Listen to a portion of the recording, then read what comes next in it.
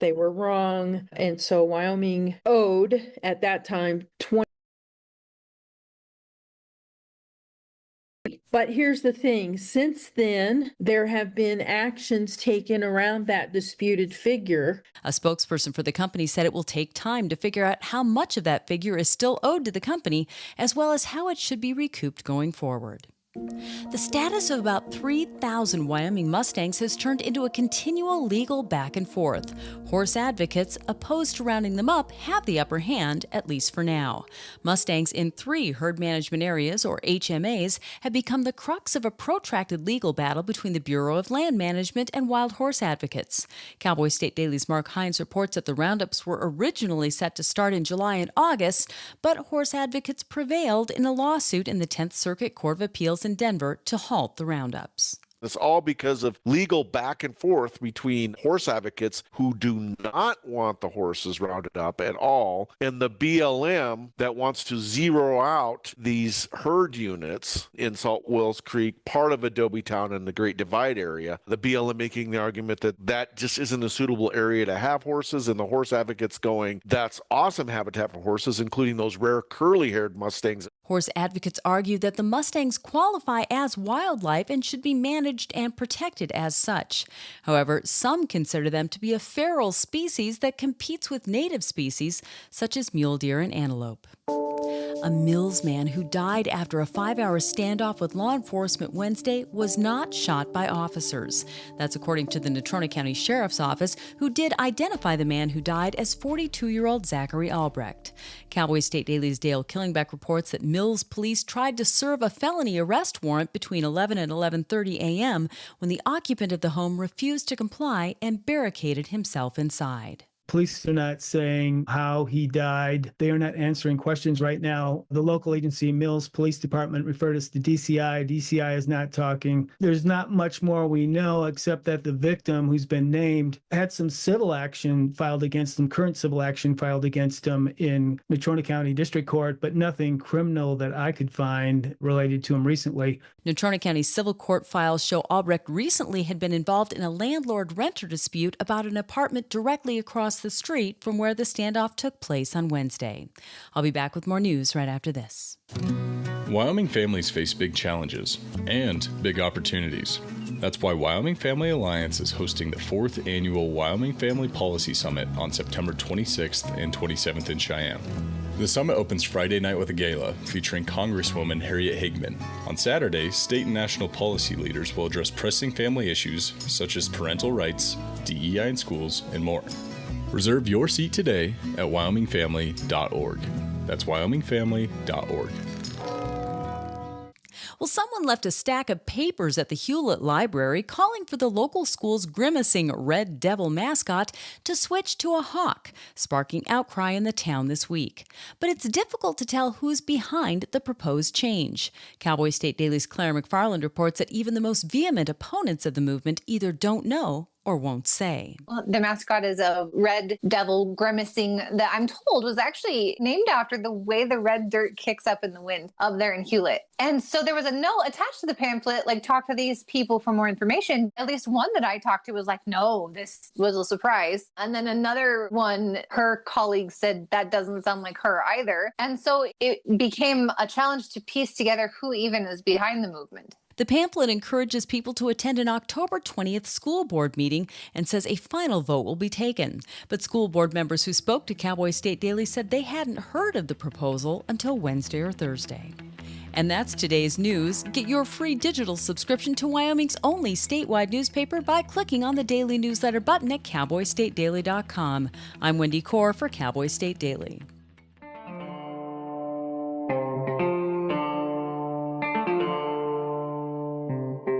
Hey, good morning. Welcome to Cowboy State Daily Radio, Saturday morning, Saturday, September 13th at 6:10 with your buddy Bags. John Baggett in my little studio here in Sheridan, Wyoming. Quick look at Don Day weather forecast. Chance of rain with a mix of clouds and sun across Wyoming today.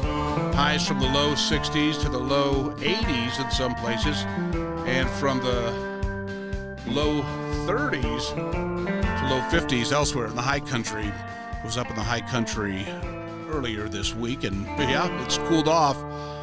It was probably, 38 degrees when I got up this morning. Headed down the mountain to be here with you on Cowboy State Daily Radio. Going to hop into the Zoom room here with our guest this morning. Now, I did this topic once before, early in the springtime, and it happened to be with the same gentleman, Rick Grant. Rick Grant is a rancher in Converse County, also a county commissioner down there in Converse County. We'll get to a little bit of that, what's going on with the county commissioners down there in Converse County. But first, let's get a little background, see if this guy's credible or not. And if I'm being a little sarcastic, it's because we are friends. Check out the hats this morning. It's like we coordinated. Rick Grant of the Grant Ranch near Glen Rock, Wyoming. And quickly, I heard the Herders won a game last night. Are you a little weepy this morning? You know, it's a good thing. It's been a couple years since the boys have had a successful win, so it was a good thing. Way to go, Herders. They break the drought. It's worth celebrating. But, yeah, a little bit about you. You and I have known each other probably in the neighborhood of 40 years now.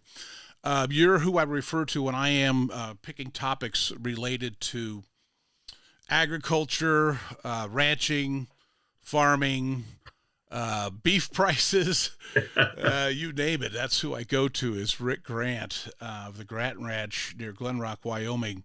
Thanks for joining me, first of all, my friend. Getting up early. I know this isn't all that early for you. That's why I like having friends that are in agriculture. They get up early, and they definitely work hard. So thanks, pal. A little bit about you first. So you're a what generation family of ranchers there in the Glen Rock area? So I'm a fourth generation here on our family ranch. My great-grandfather came in 1890 and homesteaded just a little bit west, about 3 miles from where I live current today. He then bought this ranch about 1910 from another family, and we've lived here ever since. It's kind of been the centerpiece of our valley. It's got a big red barn that was built in 1900 and finished in 1902. Everybody that drives the road knows about it, but we've been here and we plan to stay a while. It's beautiful country. It's on what creek? Which creek? Box Elder Creek. Box Elder Creek. And yeah, it's just a beautiful, beautiful place there. Up the mountain from Glen Rock off the highway there. And we the Baggett family try to get there for branding every year and whenever else you guys will host us. So again, Rick and I are friends, very familiar with each other. So if it sounds that way, in a little sarcasm and humor, bear with us. But yeah, so here's where I came up with the idea that it was time to talk with you. First of all, I want to hear how the season went. We spoke early in the spring, probably around May, April maybe even, as you were preparing for this season. And how did this season go, at least in your area? Did you have enough water? I mean, what factors were involved in this year's Grant Ranch operation? So it started out pretty good. You know, we were getting a few rain showers in April and into May. Had a good calf crop. Branding went well. Had a good turnout. A lot of people showed up. It's always a pleasure, and I appreciate the help that shows up, and it makes a quick job out of a kind of a tough situation. But throughout the summer, we've been dry. We didn't have any snowpack, so our creeks didn't run very long. Reservoirs didn't fill. Our irrigation season was shorter. But because of that early rain, we did have some grass grow, which is a good thing. The problem with that is we run short of water for the cattle. They have to start traveling mile and 2 miles from one pond to the next, and they don't utilize the pastures as well as they should. And so we end up moving them maybe a little quicker than we wanted to, but that's not all bad because it'll leave some grass for next year. Don Day, him and I spoke earlier, it was probably late July, and we were talking about the season, and he reminded me that do not, when you do Wyoming weather, like I just did a general state, it's really not accurate. If, for example, Sheridan, it seems like it just won't stop raining up here. At least, every other day or every 3 days, we're getting moisture. We got hailed on twice in the last 2 days, and it just was consistent rain this year. Obviously, last year it was different. We had very dry conditions. We had that big fire up in the Bighorns right around this time of year. It was burning and it was dry. This year it's the opposite. We're getting a lot of it. But I watch, now you can, watch the radar on your phone of where these storms are going. And I saw that. I saw that the general direction of these storm fronts were going north, where last year, they went south. And so, we're green up here relative to the season. And yet you guys, from probably KC on down, it's been a pretty dry year. That is true. And the rains that we have received here have been very spotty and a strip. To give you an example, the other day I was trying to finish baling some second cutting. I was down just baling as hard as I could to get it all done, and I could see the clouds coming. And my son called me and he said, "Are you getting rain?" I said, "Not yet, and I'm still baling." He said, "I've just had a ½ inch of rain," and he was only 2 miles away. So those strips are narrow. They may be a mile wide or 2 miles wide, but they're not broad spread across the whole area. Up here on the mountain where I live, we've been really short of rain. You go down the road about 2 miles and the road will be muddy, and ours is dusty.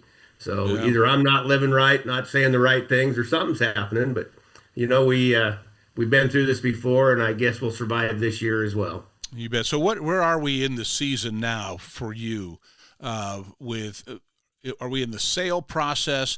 Are we in the prepare to sell, or have we already sold? Where are we in the process of Well, first you should probably mention what it is you're raising out there at the Grant Ranch. So what we have here on our ranch is a cow-calf operation. We run about 350 mother cows. We also run about 200 yearlings every year. Yeah. And so as we go through the summer, usually September 1st is when we sell our yearlings. Most of the ranchers around here either sell on the video, which is a video takes place in August, and then we deliver in September, or you load them and you have to go to Torrington. That's our closest big sale barn that we have, and we load everything and go that direction. Next process, if somebody's not selling yearlings and they sell calves, those start happening the first part of October, and you'll see a lot of calves leaving our valley. And not a lot of people sell calves up here. It's mostly a yearling type situation, but there are a lot of calves in, and that's kind of where we're at as far as the marketing time frame goes. Once that's done, then we start preg checking. We've checked our first calf heifers. We try to do those early so that we can hit that yearling market. Then we start in on the cows sometime in October. Most people get them preg checked by the middle to the end of October, first part of November, before the weather really turns. And then we'll market those dry cows and take them to Torrington to sale, or some people put them in a feedlot for 30 to 60 days and put a little extra weight and then market them. So there's lots of options out there. This year, I think we're seeing record numbers on all sales, calf, cows, way up bulls. It's incredible to see what we're getting for market price right now. And I wanted to ask you about that. That's absolutely a quick question related to the drought conditions, or the dry conditions, I should say. So does that mean, did you have the same number of cuts or a normal number of cuts this year for hay, or are you guys going to end up buying hay this year? In our situation, we'll end up buying some hay. I've got 2 pivots that rely on spring runoff to fill a reservoir that I pump out of. That didn't have hardly any water, didn't have enough water to hardly even let cattle water out of. So we're way under on that. We have some lease ground down along the river, and it will be average. Our mountain hay up here, it's odd. We had some pretty hard freezes clear into the middle of June. Mm-hmm. And when that happens, it takes care of your alfalfa. So you got to rely on your grass hay then to pick up the difference. We were close to average, but not quite on the mountain. And so we'll end up buying some hay to supplement what we've made just to make sure that we have enough. I try to plan on and hope it doesn't happen to start feeding October 15th through May 15th. And you have to plan it when you're figuring that far out, you have to plan 2 tons per cow. And so that gives you your total tonnies that you need. And you hope you don't have to start until maybe the 1st of December, the middle of December. And if you have a good spring, you can quit by the 1st of April. But those days you just don't know about. So you have to plan for the worst. You bet. Well, you kind of brought it up and teased it already. Another reason I wanted to speak with you this morning is it's, national news is cattle beef prices. And so when we get back from this break, I do want to talk about that and its impact and maybe some of the impacts you don't really see and causes some other things when prices are where they are right now. So we'll talk about that when we get back. It's 6:21.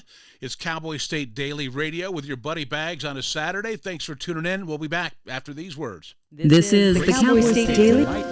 Wyoming is a big state. There's so much ground to cover, so many stories to tell. But the Cowboy State Daily News team is up to the challenge. I'm Wendy Core, host of Cowboy State Daily Video News. Whether it's politics in Cheyenne, energy issues in the Powder River Basin, or grizzlies in Yellowstone, our talented crew of experienced journalists are out there finding and telling the stories that matter. What's the best restaurant in DuBois? Renee Jean checks it out.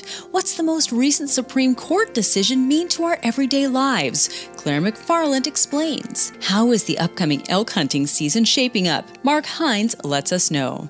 Every day, I talk to the reporters who are covering the topics, issues, and people that are important to Wyomingites, and in our daily newscast, I bring you those stories. Tune into the Cowboy State Daily Video Newscast every morning, only on CowboyStateDaily.com. This is the Cowboy State Daily Radio Network.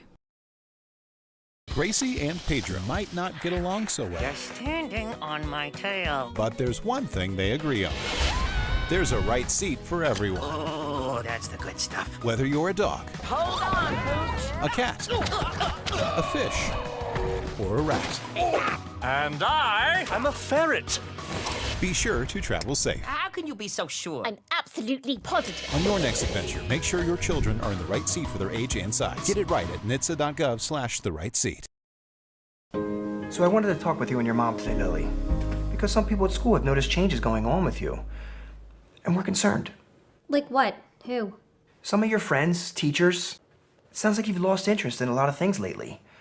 You're hanging with new friends. So, individually, maybe those things are no big deal, but taken together, and then the incident the other day, you were with Derek when he was caught selling marijuana. yeah, he was selling it.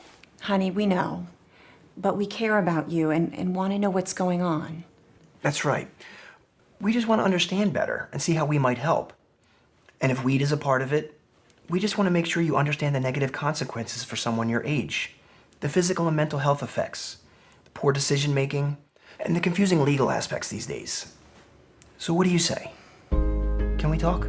For more information about talking with your kids about underage use of alcohol and other drugs, visit underagedrinking.samhsa.gov.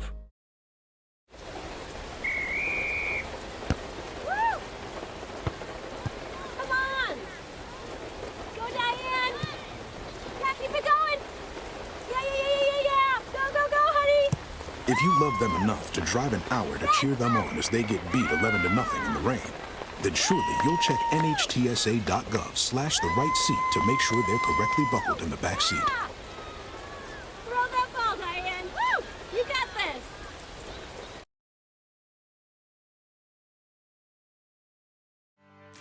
Hey, good morning. Welcome back to Cowboy State Daily Radio with your buddy Bags in Sheridan, Wyoming. We've got partly cloudy skies here in Sheridan. It's 49 degrees. In Glen Rock, Wyoming, it's clear skies and 50 degrees. It's way warmer down in Glen Rock. And joining me is Rick Grant. He is a local farmer in Converse County, farmer, rancher, cowboy, and also the vice chair there at the Converse County Commissioner. So and a knowledgeable individual that I get to go to when I have questions about agriculture, ranching, and farming. Thanks for joining me, Rick, and welcome back to the Cowboy State Daily Radio with your buddy Bags here. Before we went to the break, we were teasing the fact that we are in some record-setting numbers as far as beef cattle prices right now, and to the point where I'm hearing and watching that on national news. So, first of all, if you don't mind, maybe some of the uneducated as I am about the industry, I learn more and more, and a lot from you. Why, where, how did we get to this point? And first of all, tell us what are, relative to when we spoke in April, I believe, to where we are now, significant increases in beef cattle. So you're correct. We've seen a great increase in these cattle prices. Many things play into it. The cow herds across the country are not growing. That means we're still below what we need to be to provide the beef for this country. When we look at that, what that tells me, and as an example, we sold on the video auction, and generally when you sell cattle, yearling cattle, there are more steers that sell than there are heifers. On this particular sale, there were few over 15,000 head of spayed heifers compared to 11,000 head of steers. So when we're seeing that many heifers still coming to market, it tells you that the build up and build back or building the herds still isn't happening. So we've got not a shortage, but numbers aren't where they need to be. So with this increased price, people are taking advantage of it to get that market where it is today. The other part of it, we don't have the cattle being imported, through all the channels we used to have because of tariffs, because of disease, because of the screwworm that people have heard about. Those cattle are shut down coming into the United States. There is still a great demand for the beef here in the United States, as well as other countries that demand what we raise. It's high quality, it's disease-free, it's got good stuff in it. And so we continue to produce this type of cattle here in the United States, and in Wyoming in particular, they like this high elevation beef. It's kind of been the market right now, and so good for us. We finally get a chance to be profitable and see the good things. But with that also comes the responsibility. Many of these ranchers who are selling cattle have never ever seen these type of prices before. Right. And with that comes a pretty good paycheck. And I've heard that from, when I was deciding what topics I wanted to cover, I was getting feedback from folks that were saying, have you seen what, because I think when they see the pictures that I post of me at your branding, and that I've got some more insight than I actually do. Asked me, I said, have you seen the beef prices? And so I finally started paying attention. And so the question that I have for you is it simply, if you break it all down, the supply and demand issue that somebody like me could understand? Pretty much. It is the situation that we see right now. The supply is down, demand is still big.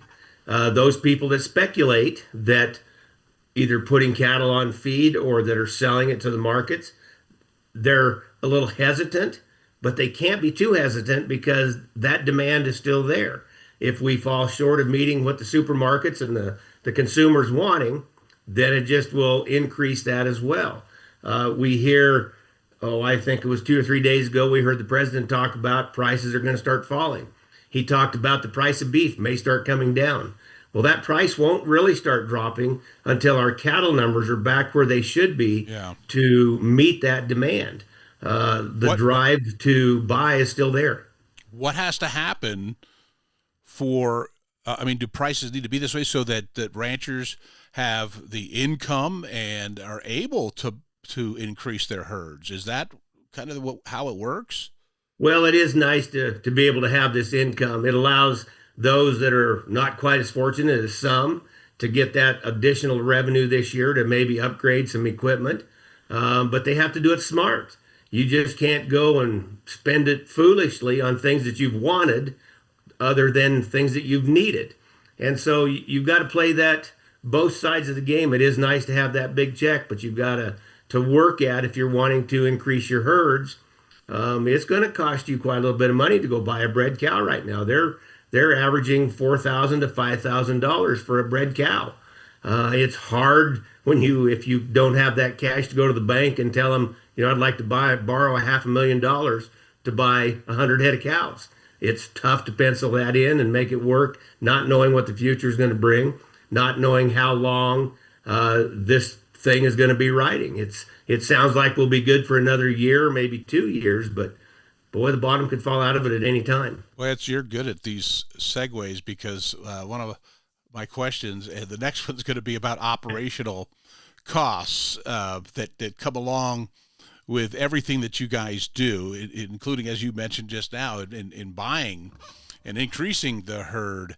So what other, with this added income, how does that impact operational costs, and what opportunities does it give you with your operation, with equipment and just facilities and vehicles, all the above that is just, it's mind-boggling. First, let me throw out a compliment to the entire industry, now that I know and have friends, a few of them, how much technology is involved in ranching these days, how much analytics and how much you folks pay attention to the markets, etc.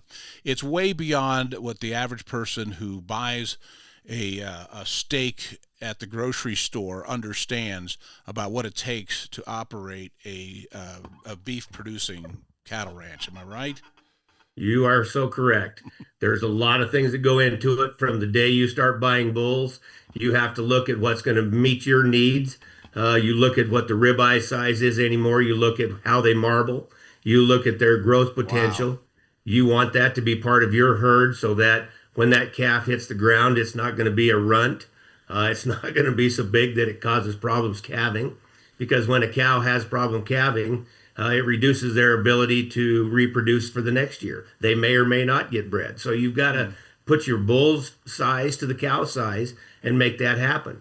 As you move forward, you have to look at your equipment. When we have this type of an increase in our revenue, we look at equipment. Yeah. Instead of running it to the ground until it's not worth anything, maybe we can trade it a little earlier and get a few $1,000s more and get something a little newer. Yeah. I don't know how anybody can buy brand new stuff anymore unless you're the big farmers with many 100 or 1,000 acres that they farm. Most ranchers around here put up somewhere between 300 and 1,000 acres of hay a year. And so to invest in that kind of equipment when it's a seasonal operation is really tough. Yeah. But we do it. You have to do it. You look at these type of years and you look at your buildings. Many of these older ranches were built in the early 1900s and they're in need of repair. We just this summer put a new roof and siding on one of our buildings here that was built probably in the 1930s. Long overdue, but we gave it a facelift, and hopefully it'll last another 50 or 70 years. And so that's what you do when you have these opportunities and an increase in revenue. You spend them wisely. You put them back into the operation and hopefully continue for the next several years. What is from you say when the calf drops, I'll go with that, to the sale, on average or generally, what is a calf worth by the time it gets to market? So today, those 500-pound calves are bringing between $4 and $5 a pound, up or closer to the $5. A 900-pound yearling is bringing $350 to $370 a pound. So calf is bringing $2,500 to $2,800 a head, which is just hard to fathom that we can have a 500-pound calf bring that kind of money. Yeah. You want to make sure every one of them stays alive. And as we started talking earlier, you'd mentioned the branding. During branding, that's our first round of shots. We give them everything under the sun, it seems like, to keep them healthy through the summer. We are now in that process where we go back and we precondition calves. That preconditioning is done prior to weaning. You give them the second round of shots, just as you did at branding. that boosts their immunity. It strengthens that tolerance for those diseases that happen, so that as those calves are in those pens, circling the pen, creating dust and bellering, and the temperature shifts we have even out in the pasture on the cow, as you mentioned this morning, you're in the low.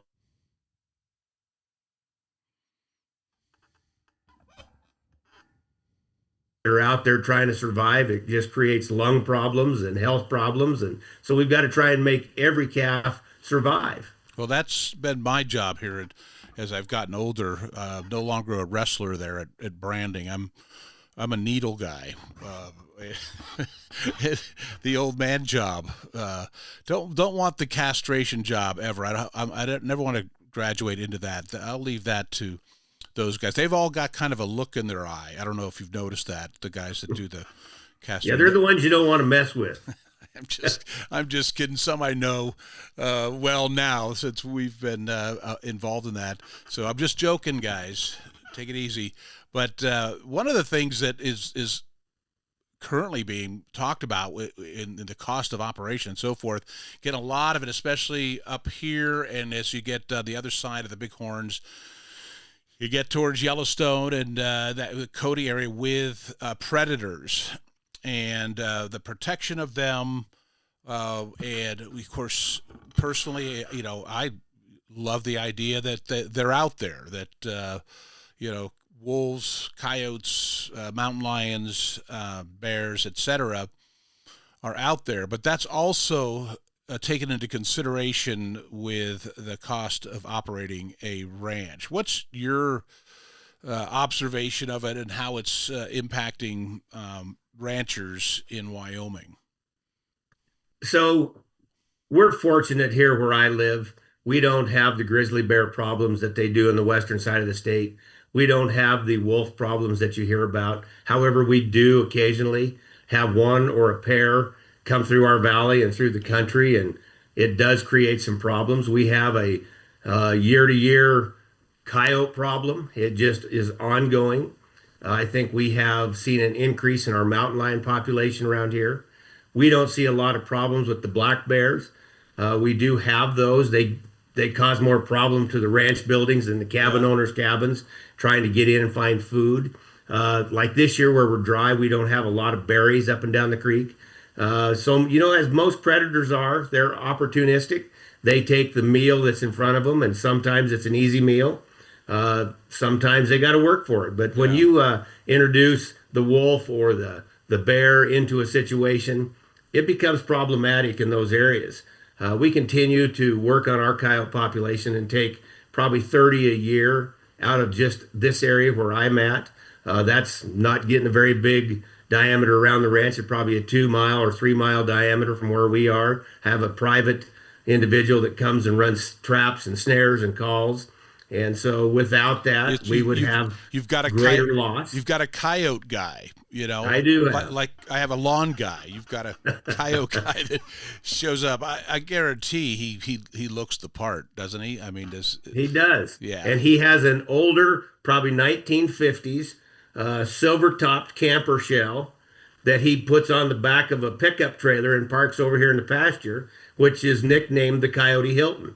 And so many times we'll have a young couple get married at our dance hall, and we give them a complimentary one-night stay at the Coyote Hilton, which nobody has really taken us up on that. Sweet. Such a deal. Yeah, though I do hear up here, again, with a reintroducing or introducing wolves in Colorado, and of course, with the protected animals, the grizzlies, etc., they don't follow the rules and stay within the park, and they get out. Because I know you're involved in association with cattlemen here in Wyoming. What is their general sense of what's happening, especially with the reintroduction of wolves in Colorado, and now west Wyoming is getting impacted by that? Sure. It would be one thing if they reintroduced the wolf that was in Wyoming 100 years ago. they were a smaller breed. The wolves that they introduced came from the Northern Territory and Canada, and they're a bigger wolf. It takes more to feed them. They're more aggressive. There's a lot of things, and people will disagree with you on many levels, but when those wolves are introduced, they've got to survive, and that was their purpose to be here, not just to look pretty and so that the general public can say, ooh, look at that, I see a wolf. Yeah. It does create those problems, and I think most Wyoming ranchers that have been here a while think the best wolf is a dead wolf. Yeah. Like it or not, that's the mentality. So when we get out and we see these wolves doing harm and damage to our livestock, that's our livelihood that is disappearing. My great-grandfather and my grandfather told a story that in the early 1900s, they'd weaned a bunch of calves, and there were still wolves here in the valley. And a single wolf got into their pen the night they weaned and killed several calves. The pen got torn down and scattered calves. So they spent the next 2 days gathering calves up, and when they were done, they went in search of the wolf, and they shot what they thought was the last wolf in the valley about 1910, 1912. Well, here about 5-6 years ago, a neighboring landowner 15 miles to the west shot the first wolf in our valley again. And it's one of those situations that you don't want to see, but they're here and you deal with it. And you have to stay in touch with your game and fish official if you do get one, so they can come document, figure out where it came from, if it was collared or not. So we do have a protocol that we have to follow. If we have a sighting, we let people know where we've seen them. But more than anything, I think our wildlife population suffers. For example, right now we have 2 or 3 mountain lions in the area, and we see our elk spending the days out in the open. They don't go to the timber anymore for the hot summer days because there's danger in there, and so they're out in the open, and that's a telltale sign that there's something there that could harm them. You bet. You pay attention to wildlife, you pay attention to your cattle. I've got a canyon that I can't get my cows to go in, and we were fencing this spring and saw a great big boar brown bear. It's a black bear, but it's a brown bear working the bottom of the canyon. Those cows aren't going to go in there. So you pay attention, you wonder why, and then pretty soon you'll understand why. You bet. One of the reasons I wanted to talk to you, I found this article, and I think I shared it with you a little bit about the heritage, the legacy of ranching, and what's happening with the family ranch and handing it down. And basically it's the aging of the current rancher. So when we get back from this break, I want to talk to you about that and your thoughts on how do we keep, the family farm, the family ranch operating and, functional and in good hands with the next generation. Can you hang on for us through another break here, Rick? Rick Grant, rancher, cattle rancher in the Glen Rock, Wyoming area, also a county commissioner with Converse County, Wyoming. He's with me in the Zoom room. We'll be back with him. Thanks for tuning in to Cowboy State Daily Radio on Saturday, September 13th at 6:44. We'll be back on Cowboy State Radio. Stay tuned. In today's digital world, it's hard to know who to trust. Your local TV and radio stations bring you the facts. Misinformation and deep fakes flood social media, but broadcasters deliver verified and accurate news. For news, emergency updates, sports, and entertainment, turn to your local stations. Text TV to 52886 and urge Congress to support the vital local journalism broadcasters provide. Emma, did you hear? Todd's in the hospital. Who's Todd? He got a collapsed lung from vaping. He thought it was cool. Not cool. Promise you won't vape, Emma. It can lead to a lifelong addiction, and we can't be friends if your lungs collapse. Bogus. Wacky sitcom teens aren't the best people to talk to your kid about vaping. Hey, you got a minute? You are. Start the conversation with your child about vaping today.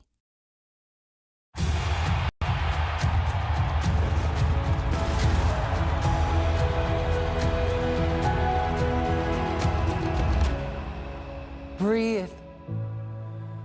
Love what you do and you've already won, my parents used to say. My parents whose smiles were my first finish line, who championed respect, whose resilience built mine. Even more than I wanted a gold medal, I wanted a heart of gold, like the mentors who were my balance beams refusing to let me down, and the coaches who spoke out to anything out of bounds, heroes who never stood on podiums, but stood up for me. Every shot I made, give the assist to those who since my youth were referees, ready to blow the whistle and end abuse. You're listening to the Cowboy State Daily Radio Network. Want to stay in touch with what's happening around Wyoming? I'm Wendy Core, host of the Cowboy State Daily Video Newscast. From Mountain View to Upton, from Jackson to Cheyenne, our reporters are out there finding and telling the stories that matter. Every day, I talk to the talented journalists who are covering the topics, issues, and people that are important to Wyomingites. And in our daily newscast, I bring you their stories. Tune in to Cowboy State Daily Video News every morning, only on CowboyStateDaily.com. Wyoming is a big state. There are so many stories to tell, and here at Cowboy State Daily, we pride ourselves in bringing those stories to you every day. I'm Riley Strand, videographer and production assistant for Cowboy State Daily Video News. Every day, host Wendy Core and I talk to the experienced journalists who are covering the topics, issues, and people that are important to Wyomingites. And in our daily newscast, we bring you their stories. Tune in to Cowboy State Daily Video News every morning, only on CowboyStateDaily.com. Cowboy State Daily Radio with your buddy Bags on a Saturday on September 13th, 6:47 in the Zoom room, talking about ranching and all that goes with that industry is Rick Grant, Converse County Commissioner and a local rancher. And one of the reasons I wanted to talk this morning, outside of the fact that beef prices are up, and it's a good time for ranchers, but with that, ranchers, you know, guys getting up there, you and I are at a certain age, right about the same age, and so these prices are offering an opportunity for some ranchers to kind of exit at a good time. So that brings up some more issues of, you know, how do we keep the family ranch, family farm in the family? So, you know, what's your thoughts of that? I do know, because your son Brendan, your partner, and he's there, you know, working with you side by side. But I'm sure there's other ranchers don't have that situation. What are your thoughts on ranchers and the industry as you guys, the current crew, age? You know, it is a concern in the ag industry. You see the age continue to increase on the average rancher and farmer. It's tough for young people to just break out and do it on their own. You've got increasing land prices, increasing equipment costs, and unless they have that opportunity to be able to work in with an existing operation, excuse me, or a family operation that's in existence, there needs to be that revenue source and stream for them to come in and be part of it. With these increased cattle prices, it does make it give them the opportunity to maybe offer some input and let those family members come in and be part of the operation. As you mentioned earlier, it is an opportunity for some of these aging operators to get out while they're on top, but it also limits them as to where that money can go and what they need to do, because they're going to end up paying a pretty good chunk of it to Uncle Sam. And most of us don't like doing that, but that's part of what happens when you make money. The younger people and generations, we were fortunate. We had an industry come in and give us that opportunity several years ago, to where I was able to allow a family member or two, if they wanted to come and join the ranch and be part of it. It does allow you to increase equipment in updates, put a little bit newer equipment in there to help things out. We see a lot of the aging generation that maybe wants out to try and find somebody that wants to come back and be a rancher. and they give them that opportunity to either lease similar or to, become part of the operation. Yeah, similar to like an internship program in other industries or categories. I see that. It warms my heart knowing that is something, maybe an option for some of these ranchers, is to bring somebody in, maybe not from around here, but have the desire to live this lifestyle, this cowboy Western lifestyle. And that, I describe it as an internship, offers that opportunity. It does. And I know of a couple different ranches. There's one down around Glendale that did the very same thing. He was wanting out, didn't have family members that wanted to continue it. And so there was a young gentleman out of Douglas that was trying to lease and find some place, and they worked something out. So basically, it's he's working and under contract for deed and possibly going to buy the thing eventually, but was allowed to put his own cattle in there to help offset and do the work and make the hay, and gave him a place to live. And it works. It doesn't work everywhere, but you've got to try and figure out how we can keep agriculture alive. If you look at bigger communities like Greeley, Cheyenne is expanding, but many of those fertile grounds that used to produce the majority of our vegetables, our hay, are now being swallowed up by asphalt and concrete. So those of us that are left here in agriculture are asked to pick up that difference and do more with less. And so as that stress and that pressure continues to build and we lose that ideal farm ground, we lose that family ranch that's generally bought by someone who isn't in ag. They come in and buy these ranches as a recreational property, and 5, 6, 8, 10 years down the road, it's no longer what they really want to do and the newness is worn off. Then it'll either get broken into smaller parcels, make ranchettes out of it, or it gets sold at an elevated price because of the recreational value. It takes the local guys who are in agriculture out of the picture to try and expand or do anything different than what we've already done. So it's just a reoccurring, times increase, prices increase, but the labor and what we do stays the same. You bet. Well, I wanted to talk to you. I'm going to save the question I have about what's going on with the Converse County commissioners and your role as vice chairman. But you're a friend, very good friend, somebody I trust, and so I'm just not going to pretend like what happened with Charlie Kirk this week didn't happen. Generally, as you and I have discussed, my show is not political. There's plenty out there, and we do it on Cowboy State Daily during the week. We cover it and covered it very well. This terrible murder of Charlie Kirk on Cowboy State Daily. But yeah, I've said it before that if it's the elephant in the room, I'm not going to run from it because I don't necessarily want to talk about politics. But, and I have said, and I have posted on social media, that I will have those political arguments, but generally only with people I know well and who I trust when our opinions differ, that it's not going to impact the relationship. So, but in your case, Rick, I just wanted to get your feedback and maybe what your initial response was when you heard what happened to Charlie Kirk this week. You know, it was a shock. You never expect these kind of things to happen.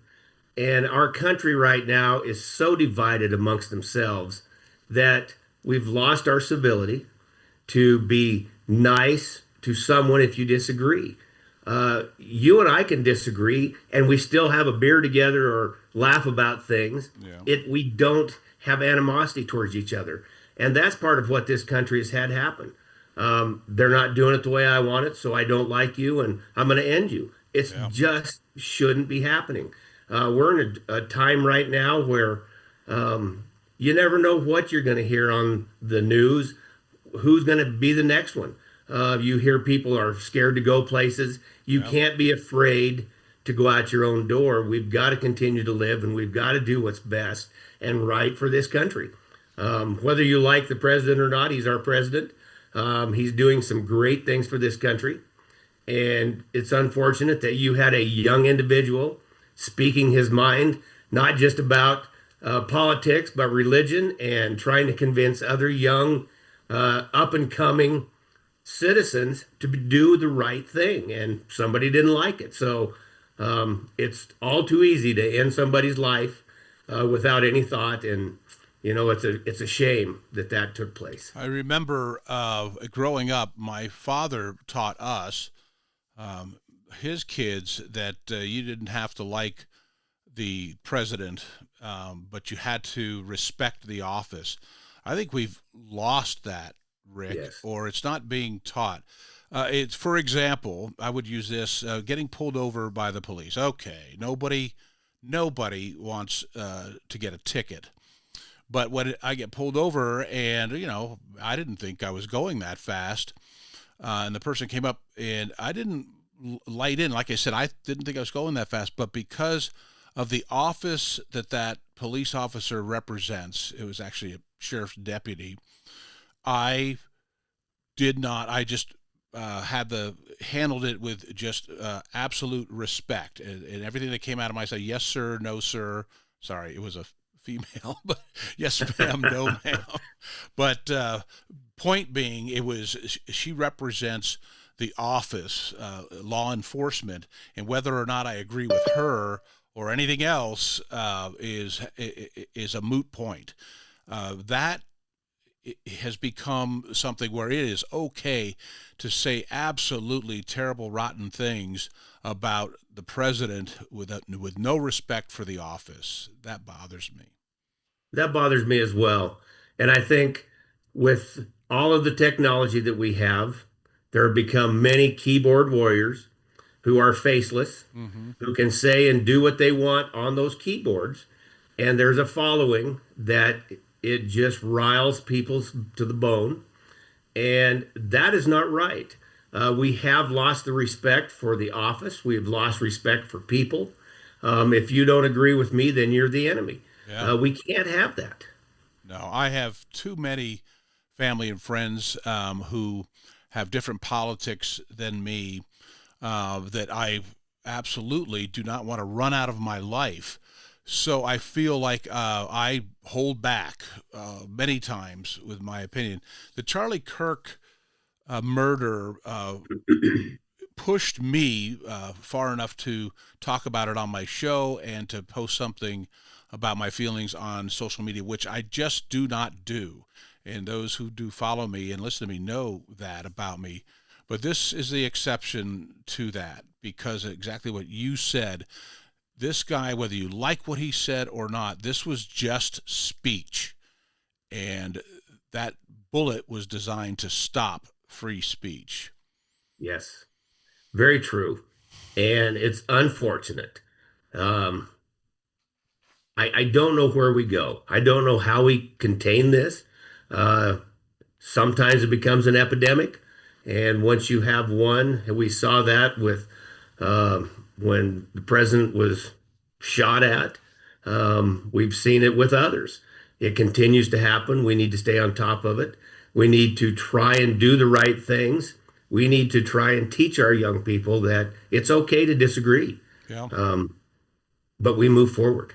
You bet. Well, hey, Rick, we're out of time here. I really appreciate it. We had a little struggle with the technology at the top of the hour when we started, but you hung in there tough with your buddy Bags. Appreciate you every time. I'm going to come back to you when I have questions about ranching, my friend. God bless you, and thanks for joining me here on Cowboy State Daily Radio with your buddy Bags. We'll be back after the news with Tony Danforth. Stay tuned to Cowboy State Daily Radio on a Saturday with your buddy Bags. We'll be back. It's time to take a look. It's time to take a look at what's happening around Wyoming. From the Cowboy State Daily Newsroom, I'm Wendy Core. The truck driver who plowed into a complicated crash scene the morning of December 21st, 2022, hit 2 EMTs, killing one, and also struck an ambulance, was found guilty Thursday on all 3 criminal counts he faced.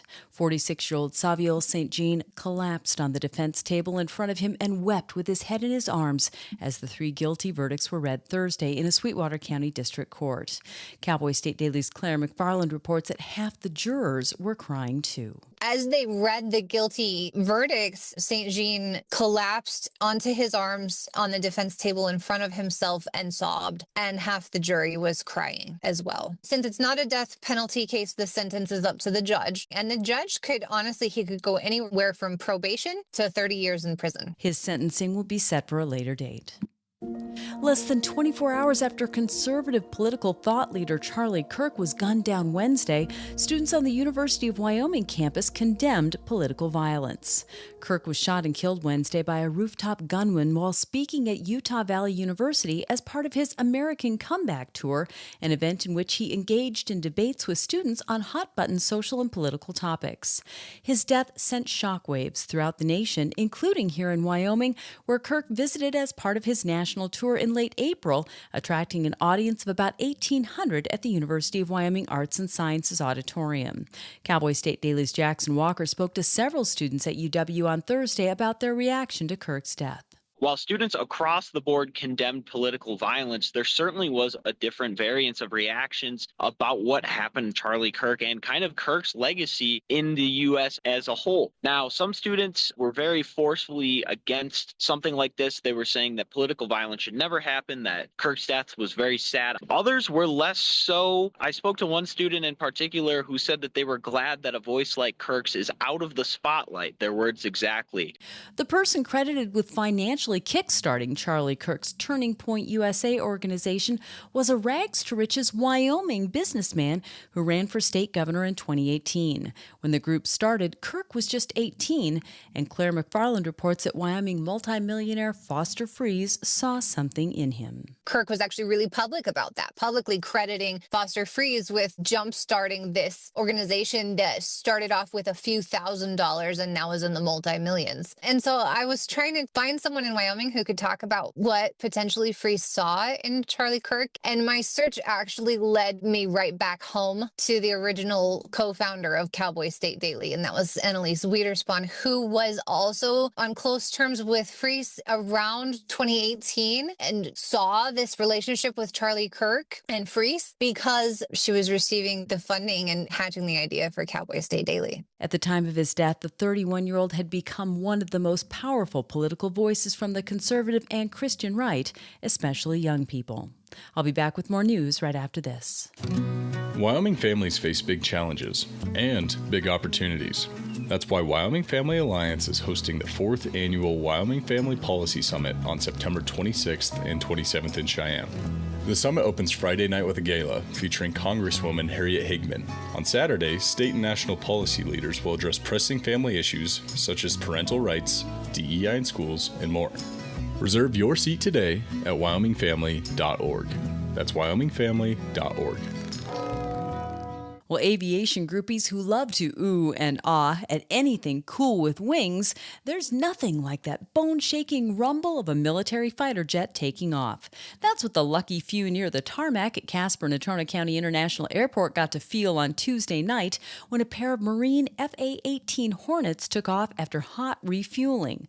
The general manager for Aero Center Casper told Cowboy State Daily's Greg Johnson that locals better get used to that deep-in-your-soul feeling of military jets taking off because the airport this year began fulfilling a new contract to service military aircraft. They put down and they refuel while the engines are still running and they go back up. These airport people, career aviation people, been there for decades, they still get really excited and giddy when these cool aircraft land. Longtime airport director Glenn Januska said that even after more than 30 years in the aviation industry, he still feels like an excited kid when cool airplanes like these show up in Casper.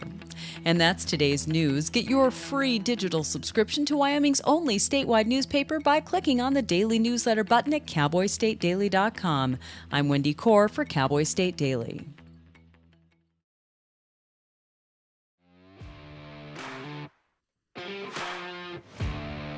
Good morning and welcome to Cowboy State Daily Radio, Saturday edition with John Baggett, a.k.a. your Buddy Bags. It's 7:05. We got sunny skies here in Sheridan, Wyoming, where I am. It's 46 degrees. We got some rain coming in according to Dawn Day weather here in most parts, and especially up here in the north third of the state. we'll have a little bit of rain this afternoon. And then we've got a system coming through here on Monday, so be prepared for that. I'm going to head into the Zoom room here. First, I'm going to fix my picture, so at least I'm the same size as Tony Danforth in the Zoom room. How are you, my friend? Good morning. Good morning, sir. How are you doing? I'm doing all right. It's a beautiful morning. And you're, which part, I mean, in reality, you're about, I would say, 30 to 35 yards away from where I am right now. So let's do full transparency here. First, let me introduce my good friend and a brother in Christ. I love the guy, and he is Tony Danforth, and you're with EMIT. What do you do with EMIT again? What's your role there? You told me at least 3 times now. I don't work for EMIT. I work for Vacutech. I meant Vacutech. Sorry, my friend. It just slipped out. I'm an architectural drafter. That's it. Vacutech. That's correct. Architectural drafter. What's Yes, that? sir. Is that drawing something? Yeah, we draw up Vacutech stuff. Yeah, there you go. It's another Sheridan manufacturer here in town. Sir. But yes, Vacutech, and you guys do the vacuum portion when you go to the car wash all over the place. You guys ship products all over the country. I've seen Vacutech products in Colorado and other places. It's the pull in and clean out the inside of the vehicle equipment, right? Yes, sir. Absolutely. Yeah, I love it. It's fun. Yeah. I don't know where the EMIT thing's stuck into my head, but it's early, man. Give me a break. All right. So Tony and I are next door neighbors. And what's really cool is when we first moved into this neighborhood 6 years ago, we passing see each other. But then we go to church, we find a church, and it turns out that you guys go to the same church. So we got to develop a relationship through church and as neighbors. And one of the things that was obvious right away to me was that you are in a wheelchair. And That is correct. It's hard to sneak that stuff past me, Tony. I'm pretty on top of things, but I told you before, we had a conversation about my brother Frankie, who passed away in 2014 from ALS, or Lou Gehrig's disease, and for the last 2.5, 3 years of his life he was in a wheelchair. And so honestly, probably before that, I was aware, of folks in wheelchairs and assuming they probably had things to deal with related to that.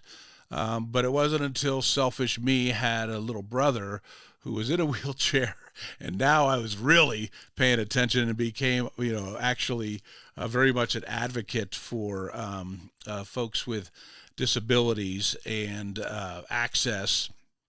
So first, you're in a wheelchair. Why? In October of 2003, I had a work-related accident, and I fell off scaffolding. Mm-hmm. I was a mason, and I was working up about 24 feet, and I fell off the scaffolding and broke my back. And I shattered my T11, T12 vertebrae, severed my spinal cord, and went through many surgeries, rehab, was down in Craig Hospital for 20 weeks. And my life changed. Sure. And you were a young father, married, Gretchen? Yeah, married, had a baby girl, just turned 1 year old. And I had to learn how to do everything in a wheelchair. I was 30 years old. Yeah. Well, I like I said, have a warm, soft spot in my heart for that. I don't, I'm not I don't want to get to where, because you live your life, man. You're busy. You're busier than I am. So it's not like anybody should ever feel sorry for you. But I have that empathy just related to some of the access issues my brother had and so forth. I'm always looking for ways that I can help in an area that I care a lot about. So I thought I'd talk to you. I feel very comfortable talking to you and probably asking you things that I would not normally ask somebody that I see or meet that's in a wheelchair. First of all, one of the questions that I have had, I don't anymore, but how do people who are, in your case, a person with paraplegia, right? That's correct. How do you want people to refer to you? There's always been like handicap, maybe now, other descriptions. How do you refer to your condition, or prefer to have it referred to? I'm just a disabled person. But I mean, I'm able. I still have my arms, and the technical word is I'm a paraplegic. I'm paralyzed from the breasts down. I cannot move. I cannot move my legs. I cannot, the technical medical term is a paraplegic. But, I just look at myself as a man in a wheelchair. Yeah. And you've adjusted to that. You've had all this time, but early on, what was your disposition with that realization? Oh man, it was tough. What am I going to do now? How am I going to support my family? I never went to college after high school. I went straight into the work field, and I'm like, man, you got to have a college degree now to do anything. And so I did. I went back to college. I was a stay-at-home dad. My wife was the breadwinner for many years while I went to college and got my degree. And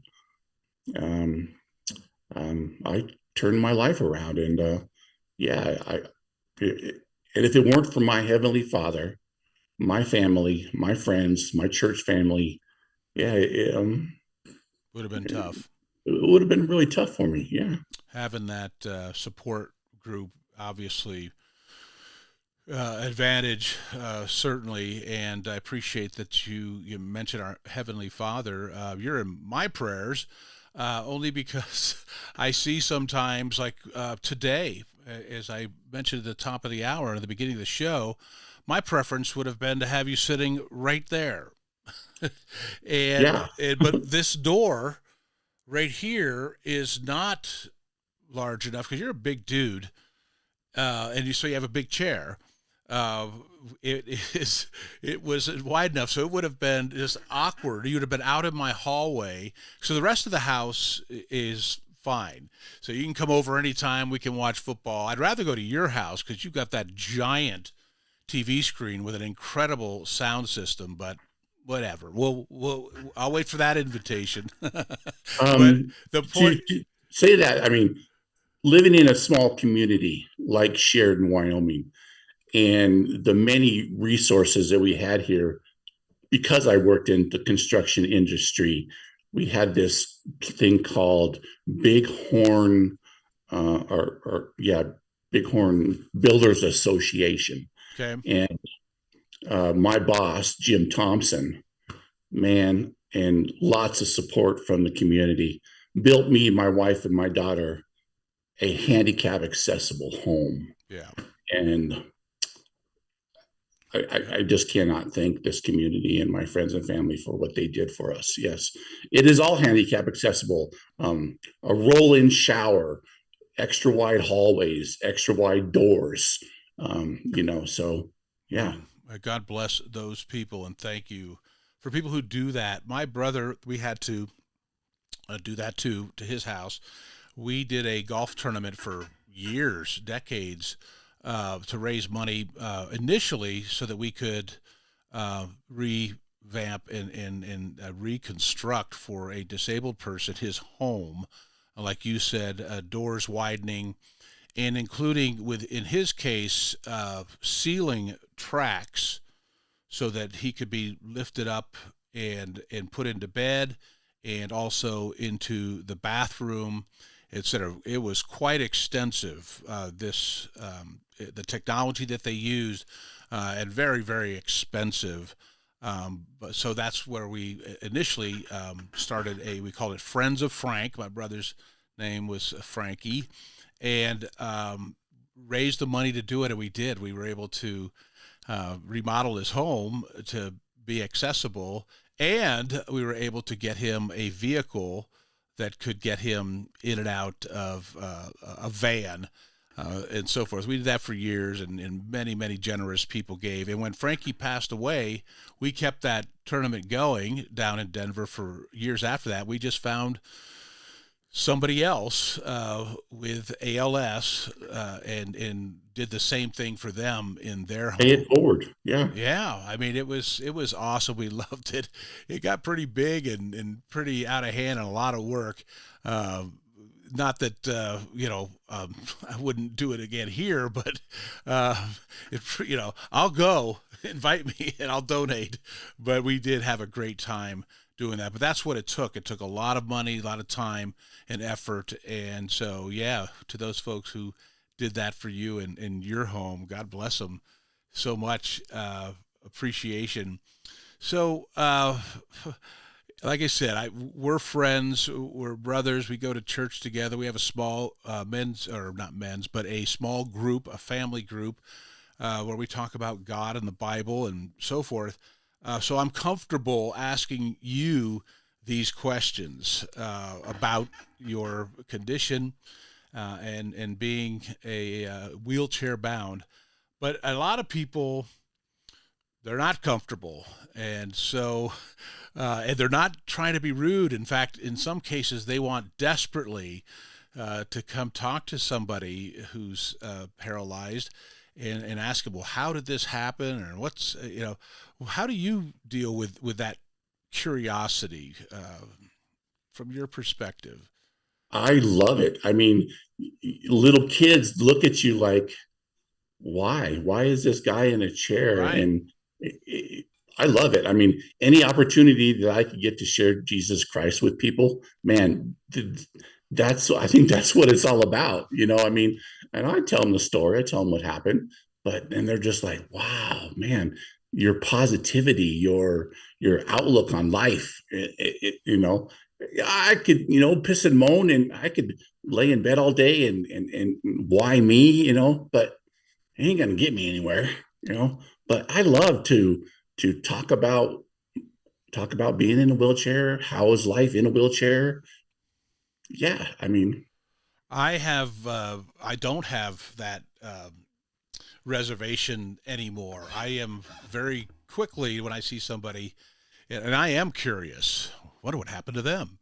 And I will, if I'm not going to be obnoxious and make it an awkward situation, but if we're standing right next, or I'm standing right next to a guy and we're in line at Walmart, I am going to say, hey, how are you?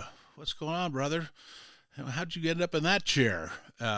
Or something to that effect, maybe a little bit more delicate, but, and so, and normally, just like you just described, I don't ever think I've ever had somebody respond, hey, none of your business, jerk, leave me alone. I've never had that response. And I use it to my advantage a lot too, like if I want to get somewhere, or if I want to get ahead of the line, or me and my daughter went to a rock concert and we were in the back, and man, 5 minutes, I was right up front because, I just, tap them on the leg. Hey, I can't see.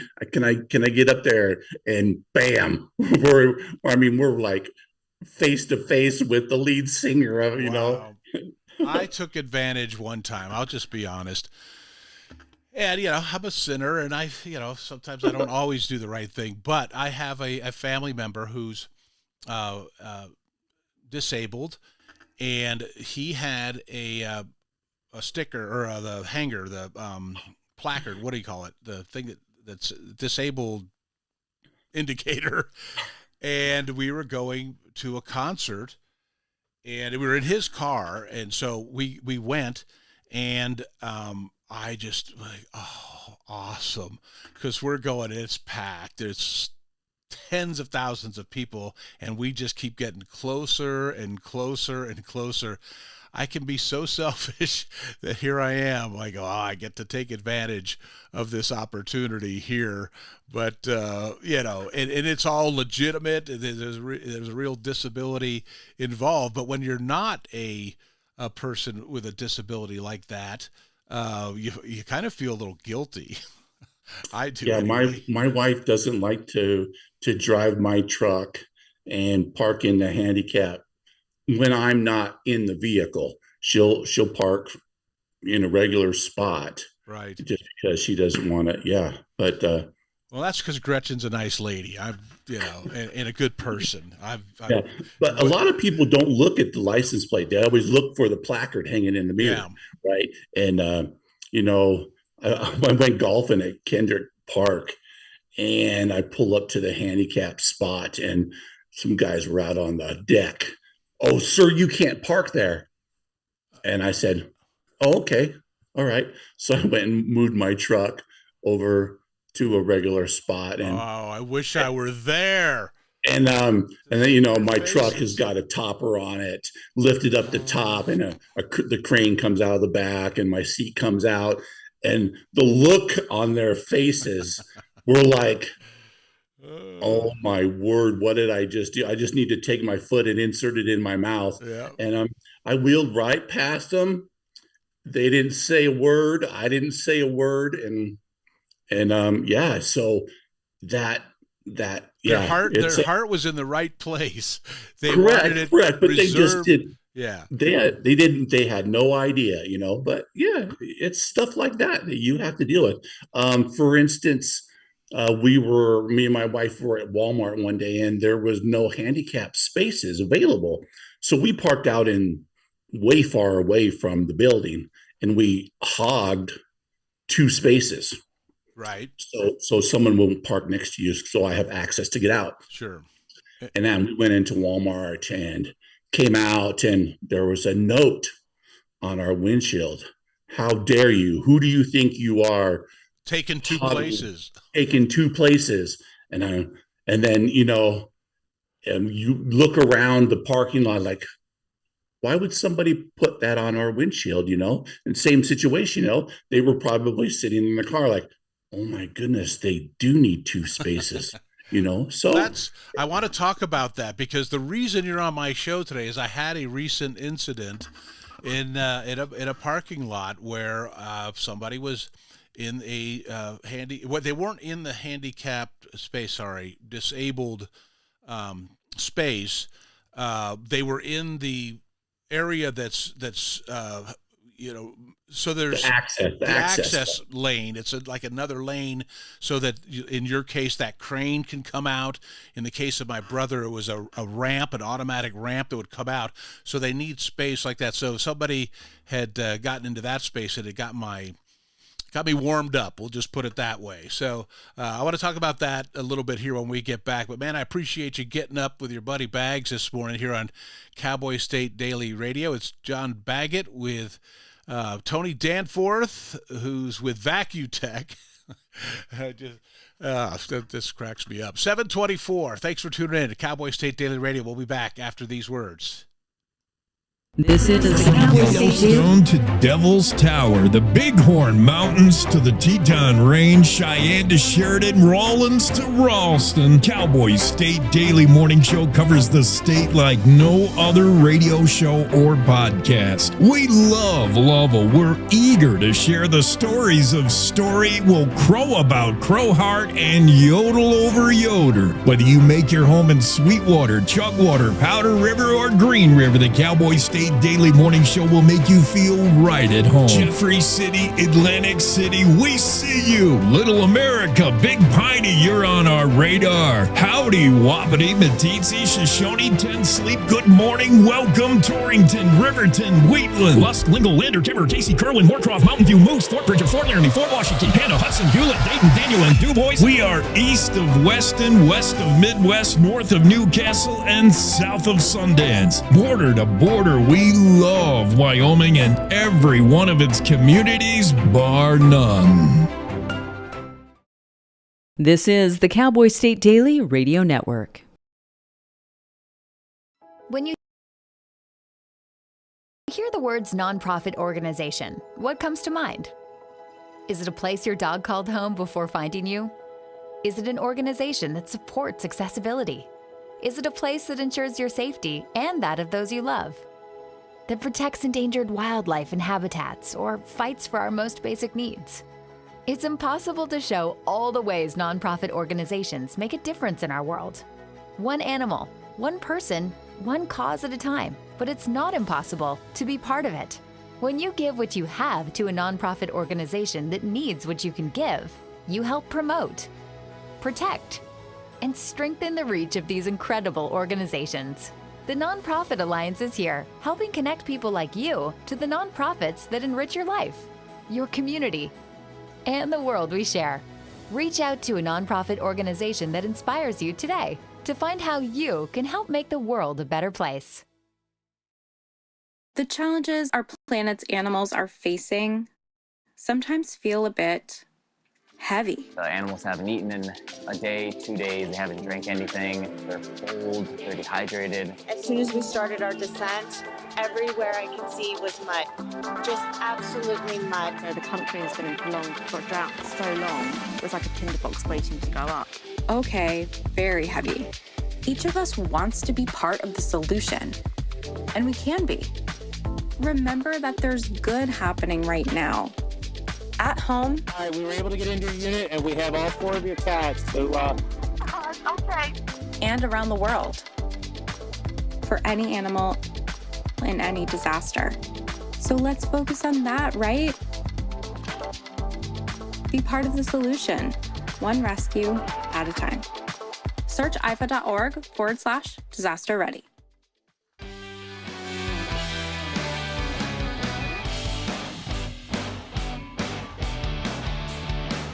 Hey, good morning. Welcome back to Cowboy State Daily Radio at 7:28. Chance of rain this afternoon around the Cowboy State. Highs anywhere from the 60s in the high country to 80s, the lower elevations. We do have a front coming our way starting on Monday. A little more moisture coming in our direction. This morning's topic here in the 7 o'clock hour with Tony Danforth in the Zoom room is primarily access for folks with disabilities. Somebody in a wheelchair, as Tony is. He's a person with paraplegia. That's how I describe it. And again, as you explained, you're somebody with a disability. You're in a wheelchair. You're paralyzed from your mid-chest down, correct? That's correct. And so as we were going into the break, I was going to tell the story. So I was at a store here in town, and they have disabled parking spaces, and then right next to it is a regular parking space. But the person had pulled in with their vehicle, big vehicle, a truck, and pulled in and was taking up a big chunk of the space in the extra area, the access area of the disabled parking. So as we all have seen, there's the parking space, and then there's an area marked off so that you and others can access to get in there with a wheelchair. Have you, first of all, maybe explain, you mentioned it earlier, you have a crane that comes out of the back of your pickup, and your topper in the back opens up, and out comes the crane, and it swings an arm out. It has your wheelchair attached to it, and it sets it on the ground. How much space do you need? I need 8 feet. 8 feet. And I have a sticker on my window that says, please do not park within 8 feet. And, a lot of people don't pay attention or don't notice that sticker when they pull in. And, at first it really upset me. But as I got older and more wise, you've mellowed. You know what? You just gotta be patient with people. I mean, I would get all upset and frustrated, and but where is that going to get me, John? I mean, someone will park there, and I could just wait for them to come out of the store and move their vehicle and then get in, or I could ask a total stranger, "Hey, can you guys back my truck out for me?" So they would back it out into the middle of the driveway, and I would get in, and go on with my day. But yeah, I mean, other people may not be like me, and might get really frustrated. But there's nobody like you, Tony. I'm gonna fix you right there. There are some days where I just get, really, come on, people. But yeah, it's well, that you brought up a good point about how do we help if you want our help. There have been times where I'm watching, and I mean, you have an incredible independent streak in you. I see that anyway, but we want to help if it's needed. And so where's that fine line between, hey, I got this, and yeah, sure. There are a lot of polite people out there. There are very nice people out there. Some doors, some older buildings don't have the little disability button where the doors will open, and if people are walking in and out, they'll hold the door open for you. And so it's very, I mean, being in my position, like, there are a lot of polite people out there. Hey, can I help you? Hey, can I help you? Yeah. Do you need a hand with that? Can I help you push?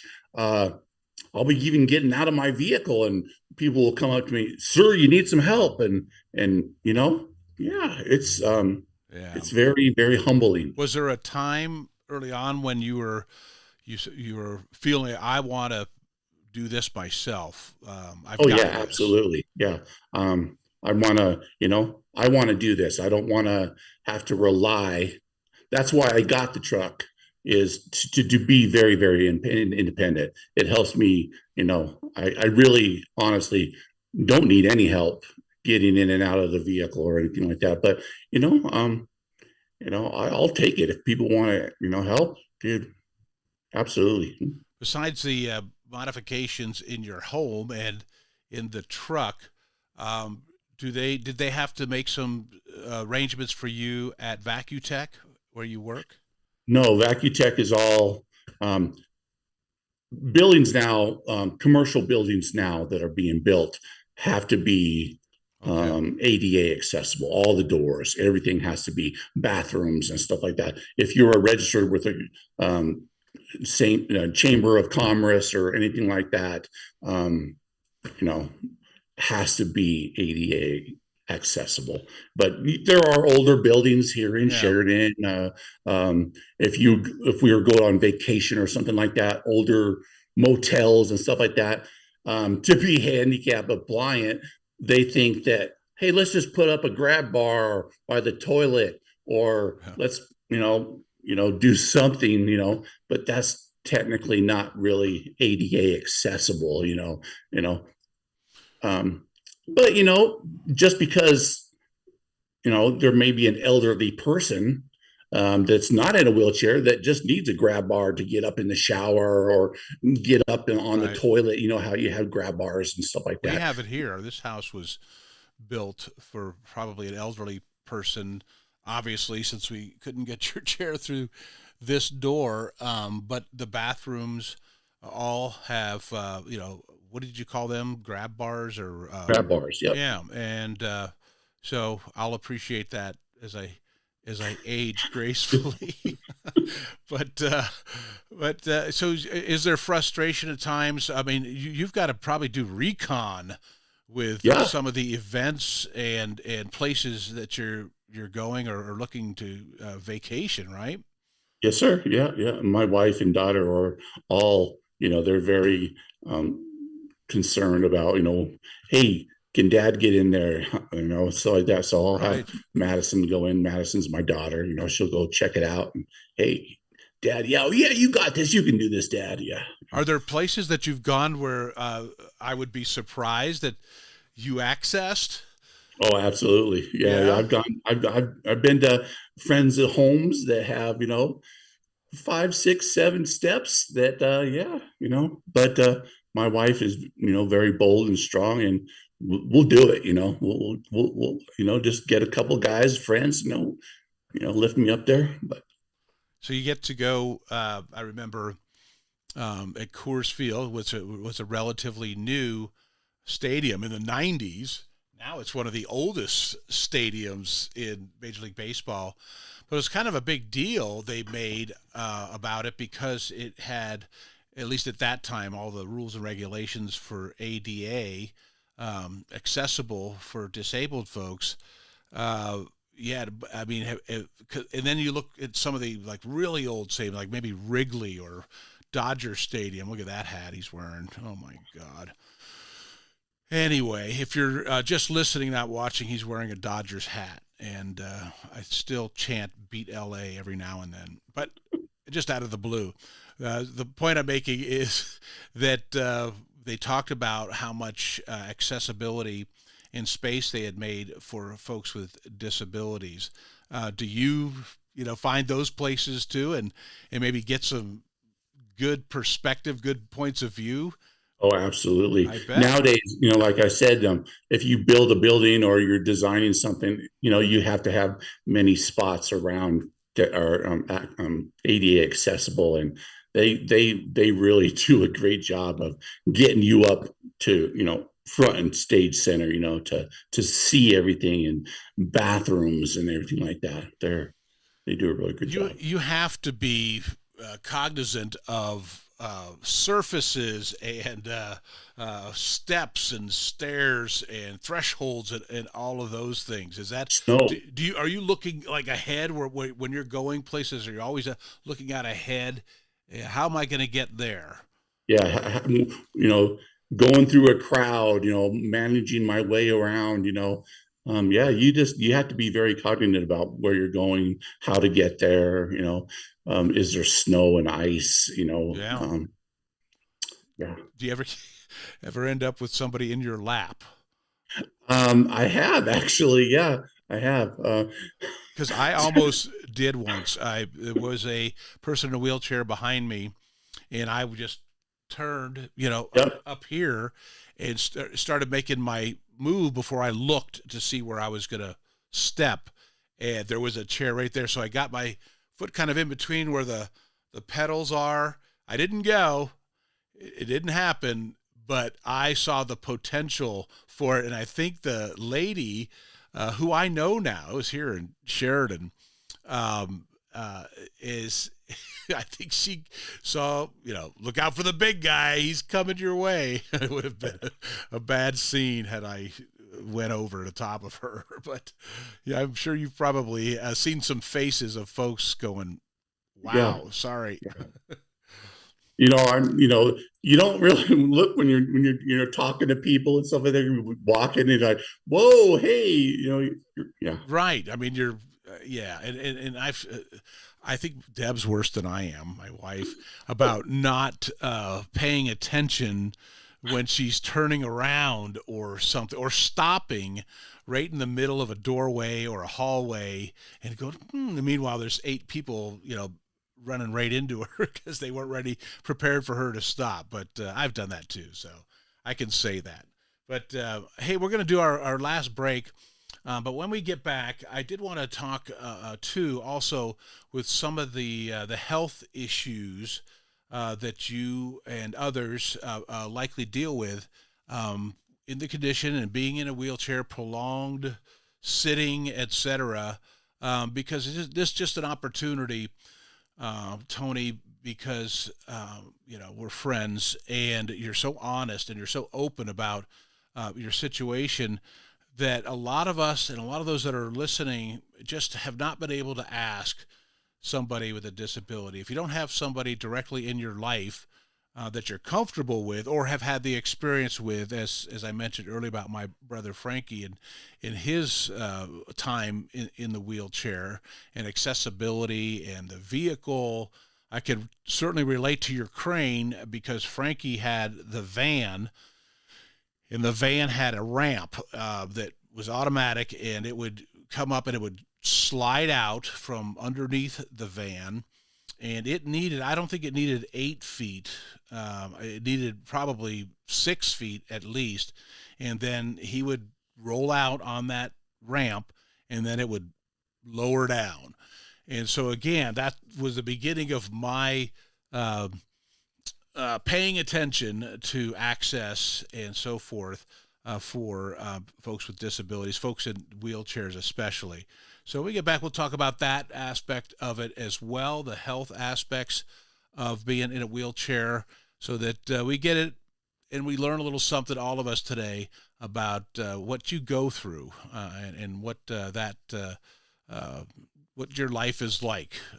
A person who has a person with paraplegia and who is in a wheelchair. So you're listening to Cowboy State Daily Radio. It's 7:41 on a Saturday. I'm John Baggett, or your buddy Bags. That's Tony Danforth in the Zoom room, and we'll be back on Cowboy State Daily Radio. Stay tuned.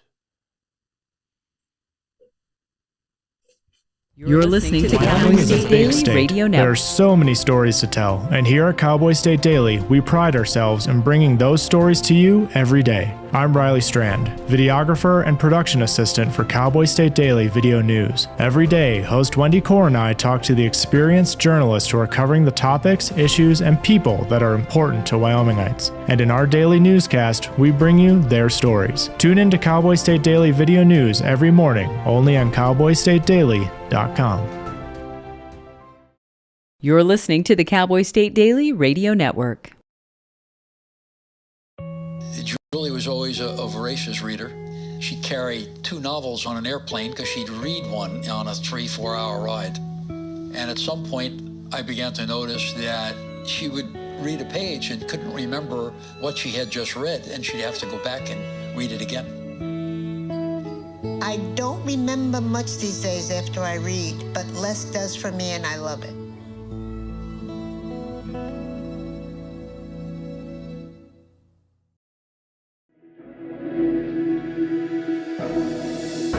Logan Wilson here at the M Building in Casper, Wyoming. They do more than just support businesses and private events. They support nonprofits by offering reduced rates to help the community thrive.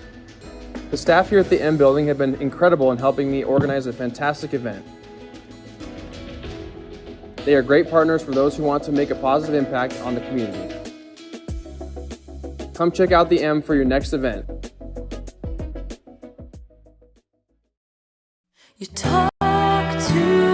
In every family, small conversations can make a big impact. I grew up on tour with my parents. Kind of different, but we bonded over music just like other families do over sports, camping, or other interests. And we talked. Little everyday conversations from silly to serious that built a foundation over time. Honest conversations, like when my dad shared his experiences as an alcoholic. Your honesty about that part of your life gave me a sense of integrity that I wanted to uphold in my own life. And I was so grateful that you and Mom had become these sober, stable people who were always there for me. I wanted you to know, from someone who's been in recovery more than 30 years now, that hard work is what creates success, not alcohol or other drugs, whether it's music or anything else. I said it a lot, and I'm glad you took it to heart. Talk, they hear you. For more information about talking with your kids about underage use of alcohol and other drugs, visit underagedrinking.samhsa.gov.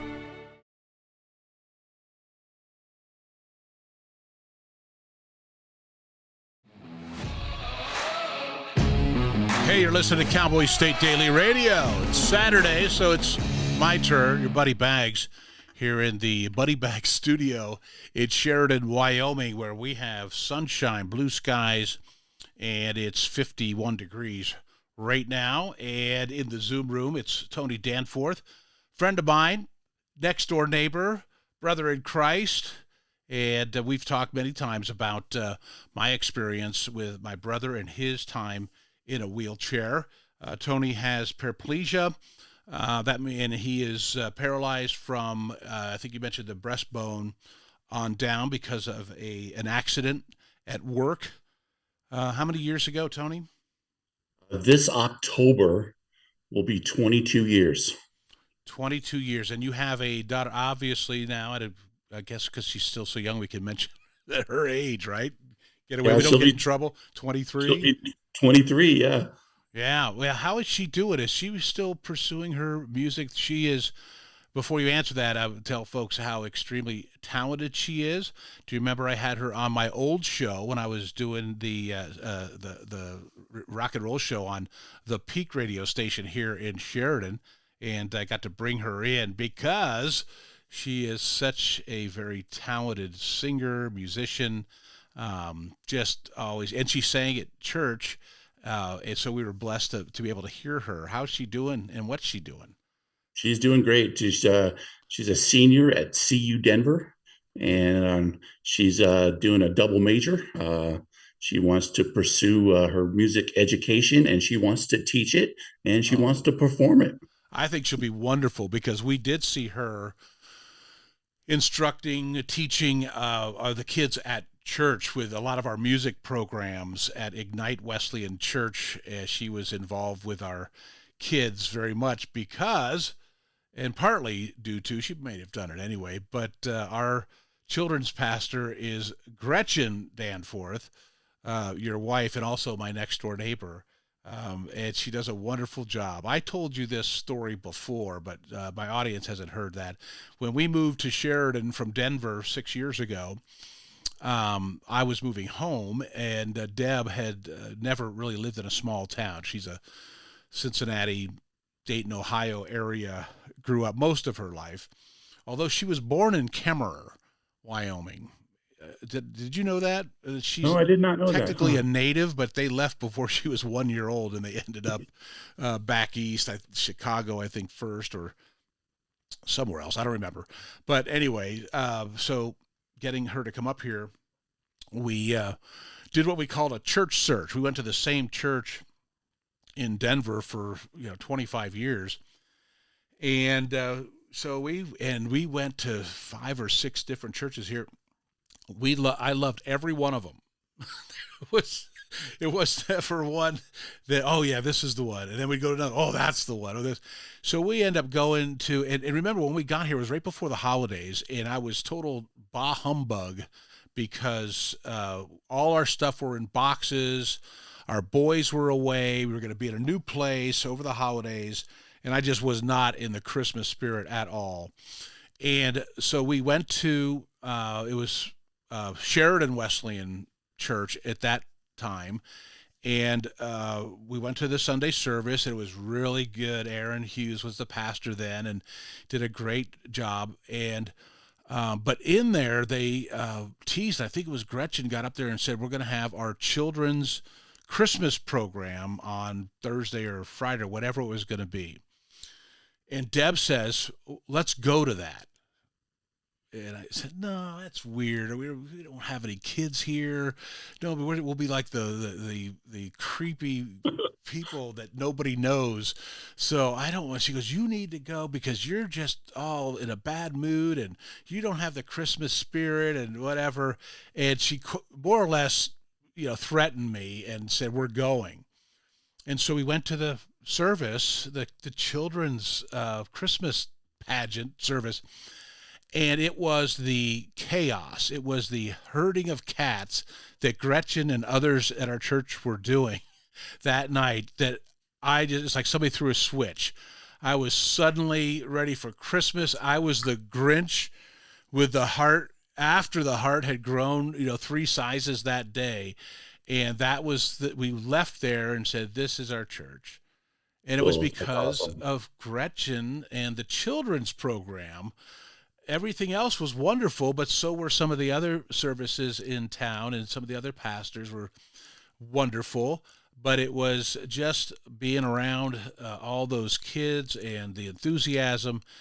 And Gretchen has done such a great job with the children's program at Ignite Wesleyan Church here in Sheridan. So an opportunity to brag on Gretchen and our beautiful church. So thank you very much. So getting back to some of our more serious topics here at 7:50 on a Saturday with John Baggett, aka Bags, and Tony Danforth in the Zoom room. And I do know that there's health-related issues besides the fact that you're paralyzed from mid-chest on down that come with being in a wheelchair day in and day out. Can you talk about that a little bit?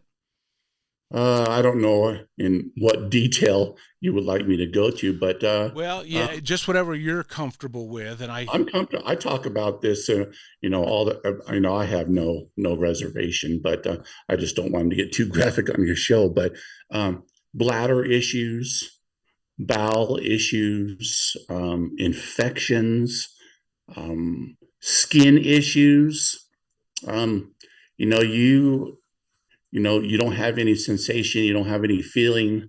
So when you do a transfer, you have to be careful not to scratch, to bump, to hit something, because you can't feel it, and you'll cause a bruise, a scar, a scratch. When you say transfer, you're talking about maybe going from your vehicle into the wheelchair, or from your wheelchair into bed.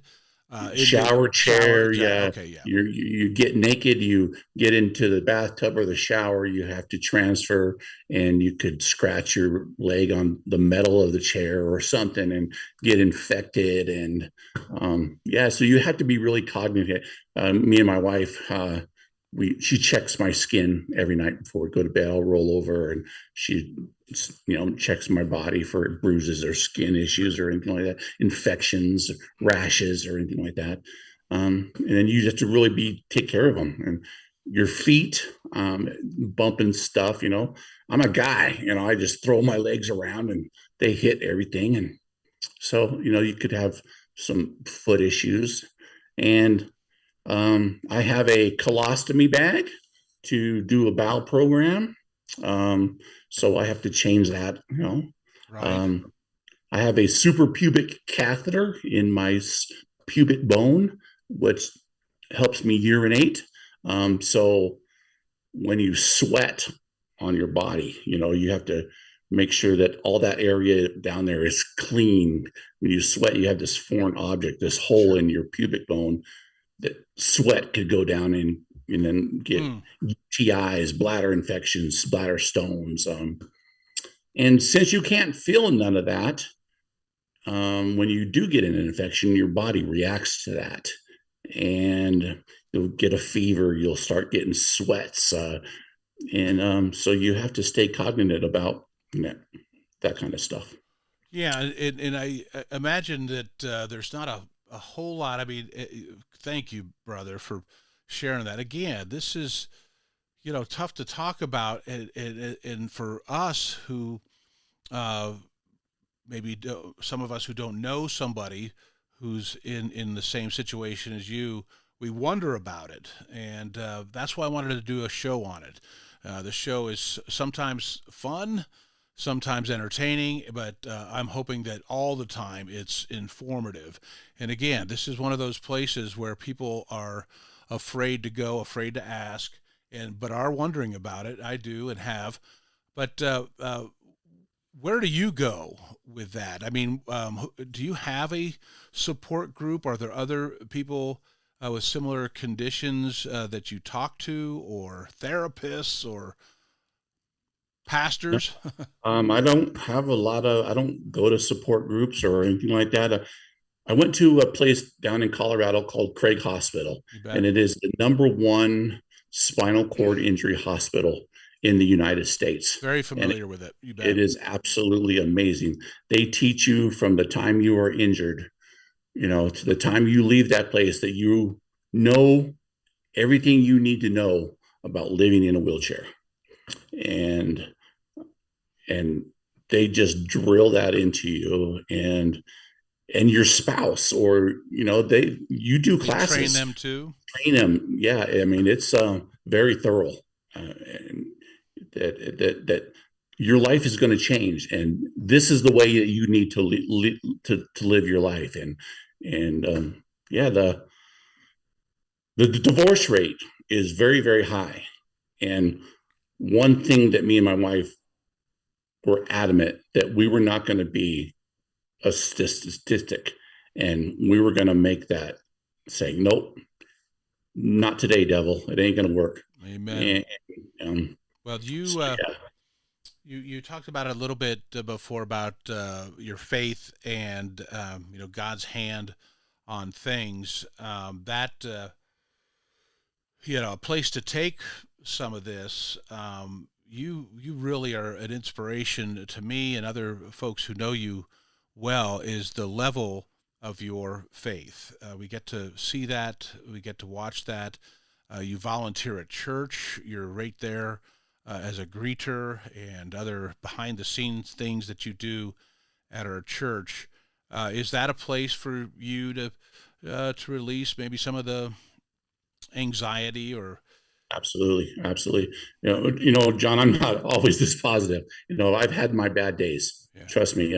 They're not always this glorious. The devil has put stuff in my head about, that bad thing, suicide, and Gretchen and we've had our times, and I can always call on the Lord to get me through this. Well, I'm so glad you have that strength and that source in your life. It kind of relieves some of my worries about friends that are in your condition. If they have that, I know that they have a place to take it, and I'm so glad. Very briefly, you and I as Christians, and just I only have a couple of minutes, but what happened to Charlie Kirk the other day, I was shook. I wish we were up in the mountains when that happened, but had we been down here, I probably would have looked you up, because I wanted to take that somewhere. Deb and I talked about it, but what did you do with that grief when you found out what happened to Charlie Kirk? Oh, man, I just feel for his family, and yeah, our country is hurting right now, John, and yes. Yeah, we definitely need to step up, and our country needs lots of prayer. Yeah, we have. It's a dark place when people that just speak their opinions and their thoughts can be targeted for that. So that's tough. Tony, I wanted to give one last thing. Thanks, pal. Thank you, man, John. I don't want to, it's the elephant in the room, and I don't want to pretend that it didn't happen and so on. But again, there's only a few people that I'm comfortable, talking about stuff like that and stuff like this. Is there anything else that you would want our listeners to know about a person who is in a wheelchair? Don't be shy. Don't be shy. Just ask questions. If you're concerned or you want to know something, ask. Do some research. Look it up. There are a lot of people out there that need help. And if you can do anything, man, they don't even have to be in a wheelchair, John. Elderly people at the hub, holding open a door. Our country needs help right now, and anything we can do, man, just to be that polite, helpful person. You bet. Well, thanks, my friend. We made it to the end of the show here. I got you a job earlier at Emit Technologies. You got Accutech. I know. I was joking. I said, I got you a job there. Okay. But, vacuum tech. But God bless you, my friend. And hey, if you need anything, you know where to find me, right? Right next door, man. Absolutely. God bless you. Thanks for tuning in. You're listening to Cowboy State Daily Radio with your buddy Bags. We'll be back, and we're going to Yellowstone next here on Cowboy State Radio. It's time to take a look at what's happening around Wyoming. From the Cowboy State Daily Newsroom, I'm Wendy Kaur. The truck driver who plowed into a complicated crash scene the morning of December 21st, 2022, hit 2 EMTs, killing one, and also struck an ambulance, was found guilty Thursday on all 3 criminal counts he faced. 46-year-old Saviol St. Jean collapsed on the defense table in front of him and wept with his head in his arms as the 3 guilty verdicts were read Thursday in a Sweetwater County District Court. Cowboy State Daily's Claire McFarland reports that half the jurors were crying too. As they read the guilty verdicts, St. Jean collapsed onto his arms on the defense table in front of himself and sobbed, and half the jury was crying as well. Since it's not a death penalty case, the sentence is up to the judge, and the judge could go anywhere from probation to 30 years in prison. His sentencing will be set for a later date. Less than 24 hours after conservative political thought leader Charlie Kirk was gunned down Wednesday, students on the University of Wyoming campus condemned political violence. Kirk was shot and killed Wednesday by a rooftop gunman while speaking at Utah Valley University as part of his American Comeback Tour, an event in which he engaged in debates with students on hot-button social and political topics. His death sent shockwaves throughout the nation, including here in Wyoming, where Kirk visited as part of his national tour in late April, attracting an audience of about 1,800 at the University of Wyoming Arts and Sciences Auditorium. Cowboy State Daily's Jackson Walker spoke to several students at UW on Thursday about their reaction to Kirk's death.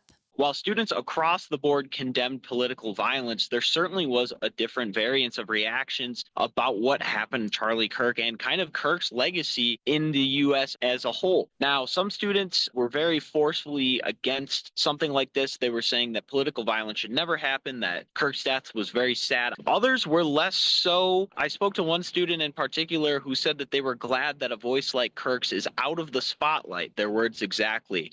The person credited with financially kickstarting Charlie Kirk's Turning Point USA organization was a rags-to-riches Wyoming businessman who ran for state governor in 2018.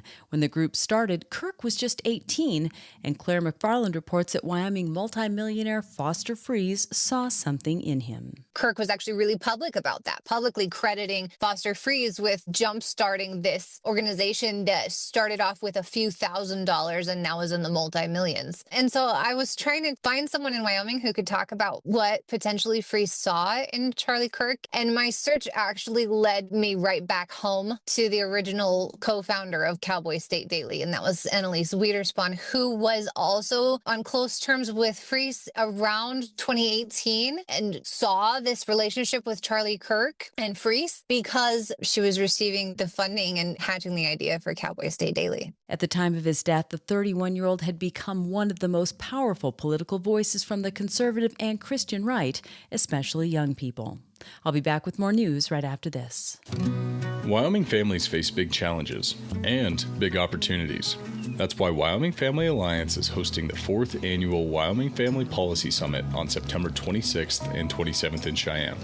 The summit opens Friday night with a gala featuring Congresswoman Harriet Hagman. On Saturday, state and national policy leaders will address pressing family issues such as parental rights, DEI in schools, and more.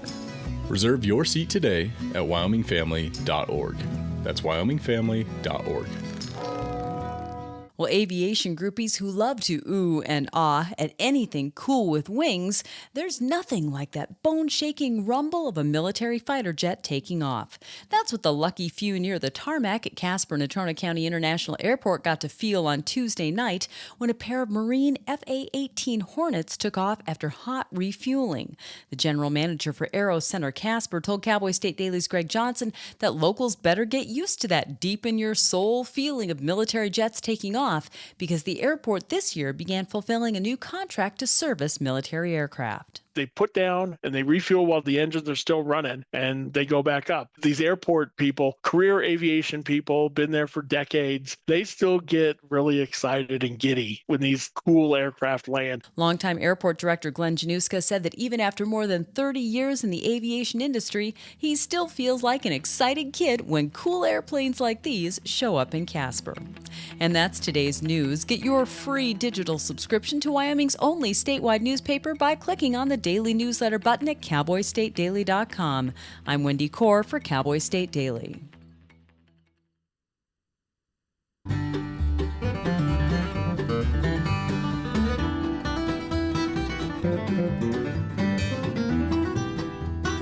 Well, howdy, and welcome back to Cowboy State Daily Radio. It's your buddy Bags. My friends call me Bags, so you can too. It's John Baggett is my real name. My father's name too, and he's here in Sheridan, and boy, he doesn't want you to confuse it with me. All right, so it is 8:05 weather-wise. Don Day's weather here on Cowboy State Daily says rain showers moving in over most of the state. I know big parts of our state need it. Here in Sheridan and the Bighorn Mountain region, it's been wet here. It hailed on us twice yesterday. It's sunny and about 51 degrees, and there is a weather front, a rain front moving through, probably some snow in the higher elevations. But then when you think about higher elevations and this time of year, thoughts can go to Yellowstone National Park. At least they do for me. Hey, good morning and welcome to the Zoom room. This is Todd Walton, Marketing Sales with Xanterra in Yellowstone National Park, and a good resource for me. Hey, good morning, Todd, and thanks for joining your buddy Bags again. Good morning, Bags. How goes this morning? It's good. What's the weather like there in Yellowstone? Never a bad day in Yellowstone. You know, we had a little bit of hail yesterday as well. It's a little overcast here, but, you know, it's chilly. There's still a lot of green grass. The elk rut is going off. And so you may hear some bugling in the background here in Mammoth. It is, you know, a little bit of clouds, but it's supposed to be a great weekend. That's awesome. I mentioned to you up at the Bighorns, we heard our first elk bugle recently. Man, it's like a bugle. Fall's here. Wake up. It's 100%. I mean, you know, when the bison start rutting and that's really kind of the first indicator of fall. The elk start bugling. Things really, you know, the bears are starting to gear up for hibernation. There's a lot of activity around Yellowstone in the fall, and it's really, you know, you've got to use all five senses. You can smell the sage after the rain or in a cool morning. You can see the animals. You can hear the animals. You just, you know, get this sense of fall is in the air, and it is a beautiful time to be here. Man, I just want to pick up and go and head over. It's about come on. I mean, it's about a maybe 3.5 hour excursion here from Sheridan, Wyoming. You can either take Highway 16 over the Bighorns through like Buffalo and into Ten Sleep and through the valley over there that way, or you can take Highway 14, which that takes you to Ranchester, Dayton, over the top, and end up in Grable and then Cody and then into Yellowstone. Either way is beautiful. I think when you're talking to folks, everybody has their opinion on which is the most beautiful route from here to Yellowstone National Park. Hey, before I get too far into this, what business that you would be able to come on my show and talk about Yellowstone? What are you doing there, Todd? What's your role? So yeah, I'm the director of marketing and sales, and that's the fancy title for trying to get people to come to Yellowstone, right? Spend some time here, and you know, whether it's social media, the pretty pictures, the lovely stories that are told, you know, anything that Yellowstone National Park Lodges does, whether it's creating incentives for folks to come, packages, you know, really making people want to come here, spend some time here, and experience the park. That's my job. Xanterra is a concessionaire, so we have an amazing partnership with the National Park Service. We maintain and run all of the hotels, a lot of campsites, a lot of the restaurants and retail facilities. So really, it's our job to take care and provide some just legendary hospitality to folks that want to come and visit the park and stay within the boundaries. Yeah, my job is to pop up some of these cool pictures that you sent me as we're chit-chatting, some of which I see a big bull, elk, and bison very close to where some of the lodging is. So where did these pictures come from? Those are all taken right around Mammoth, right between my office and the terraces here. So that's what you see when you look out your window. That awesome. Is my commute. I love it. I love it. Yeah, and so one of the things that we also try to do is tell people to be really good stewards of the park. Make sure that you have a great experience. Make sure you're safe out there. Provide as much information as we can in conjunction with the Park Service to make sure people can come here and have a great time. And you can see, if you're looking at that bison photo, you've got the little red signs down at the bottom that say stay 25 meters, 75 feet away, because bison, they may look like those fuzzy cows and they may look like they're your friends, but they can jump 6 feet straight up. They can run 35 miles an hour. And this time of year, all they care about is the rut. Yeah. And for those that the word rut doesn't mean, let's just say it's amorous time for all the big animals. Pretty much all the mammals in the park are preparing for that time of year. So yeah, they're probably it's just a little more territorial than usual. Very, very territorial. Very, they can be aggressive. If you were going to play on the loudspeaker, it would be Marvin Gaye, "Let's Get It On" all the time. So really, the animals are focused on they're getting animal busy and preparing for colder weather, preparing for the winter.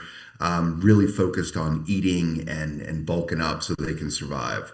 So if you're visiting the park, please give all of the animals a wide berth. I get such a I was going to say I get a kick out of seeing the videos. I don't get a kick out of. I get annoyed with year after year that there's these incidents. How did we survive the 2025 big tourist season, which we were just wrapping up now? Did we do better than before as far as incidents and so forth? Worse? Are people finally getting the news about approaching these wild animals? Well, every year, Bags, it's you have the things that happen that garner national news or local or regional news.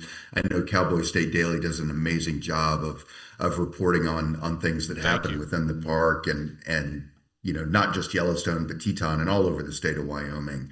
And it's some things come to light. There was the bison that fell in Grand Prismatic.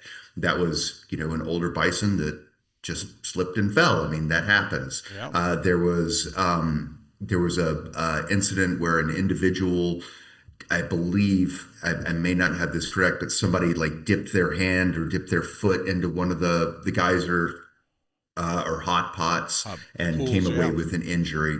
Yeah, I mean, it's hard to tell, grab everybody and say, listen, this is boiling water. Some people are still going to try and stick their hand into it. There's incidents every year. Unfortunately, this year there haven't been too many. I think the animal interactions, just the proximity to some of the larger megafauna, has yielded some close calls. I do believe there have been a couple injuries here and there, but the biggest thing is for people to understand and learn that this is not a zoo. These are actual wild animals in their habitat. And the same with geysers. You know, the National Park Service does an amazing job. We do a really good job of signage and trying to tell people, you know, stay away from this stuff, stay on the boardwalks. You know, this is for your safety and potentially life saving. So, where people don't get the connection, I'm honestly not sure. Yeah, no, you know, I can tell you a stove is hot all day long, but you're still going to want to touch it, right? Well, the pessimistic side of me, I go to that, you know, the Darwin Awards and what happened to the human instinct for survival. I think that we are so insulated. Most people, a lot of people, I'm not going to say most, but a lot of people are insulated from any interaction with anything wild. For example, I think I told you we have a cabin up at the Bighorns, and literally 20 feet from our porch, here comes this big bull moose. Just decided he was going to go that way. And so, and we a lot of times have, you know, friends and family come up and visit who are from, you know, primarily Denver, but we have some from, you know, Chicago, et cetera, who come and visit, and we're always telling them, especially moose, because I've had run-ins with moose that were not good. I mean, nothing happened, thank God, but it was close. But what you see is that instinct in somebody very dear to me and probably listening. We saw the moose, and then I got distracted, went somewhere else, and next thing I know, and he's from inner city Denver and does not spend a lot of time in the wilderness. It was a bull, a cow, and a calf, 3 of them. Oh boy.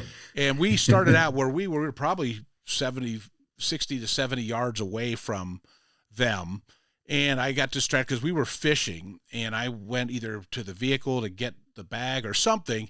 I turned around and he's walking towards them. And and this is somebody I love and care for. Hey.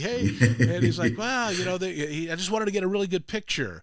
And this is a smart human being. I mean, he is a very intelligent, but there was that draw to try to get as close to an animal as he could. And I see that, which, in spite of the fact that they've been told and they've heard to stay or have read or seen the signs, they're still going to be drawn to those animals.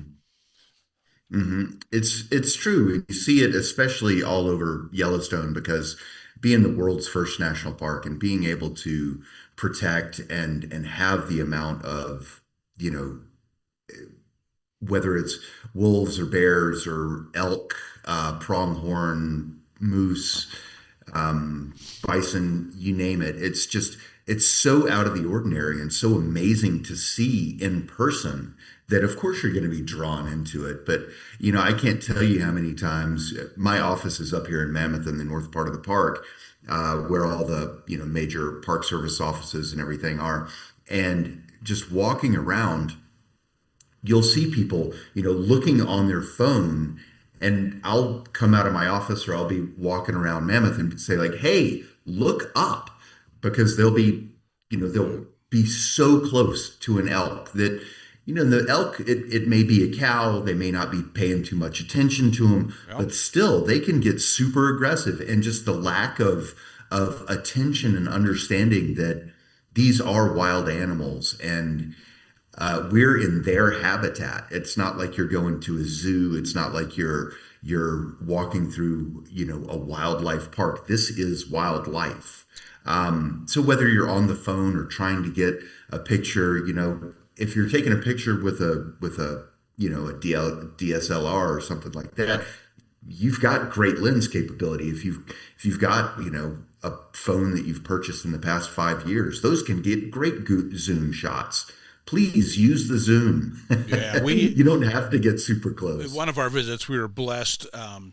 You talked about, Mother Nature can be brutal at times, where, you know, things happen and animals die and so forth. We were lucky enough to see wolves on a herd of bison where there was a very old or injured. We couldn't tell. We were far enough away. We did have to use a lens, but we did get the picture of the wolves.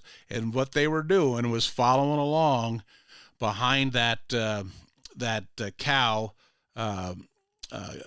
bison that was probably not going to be there for long. And so Mother Nature was going to happen right in front of some folks. It didn't with us right then and there, but it probably wasn't more than a day or two that probably happened where they got it and took it down. So do you hear back from people sometimes, like they want you to go out and save the bison, stop the wolves from chasing it or eating it?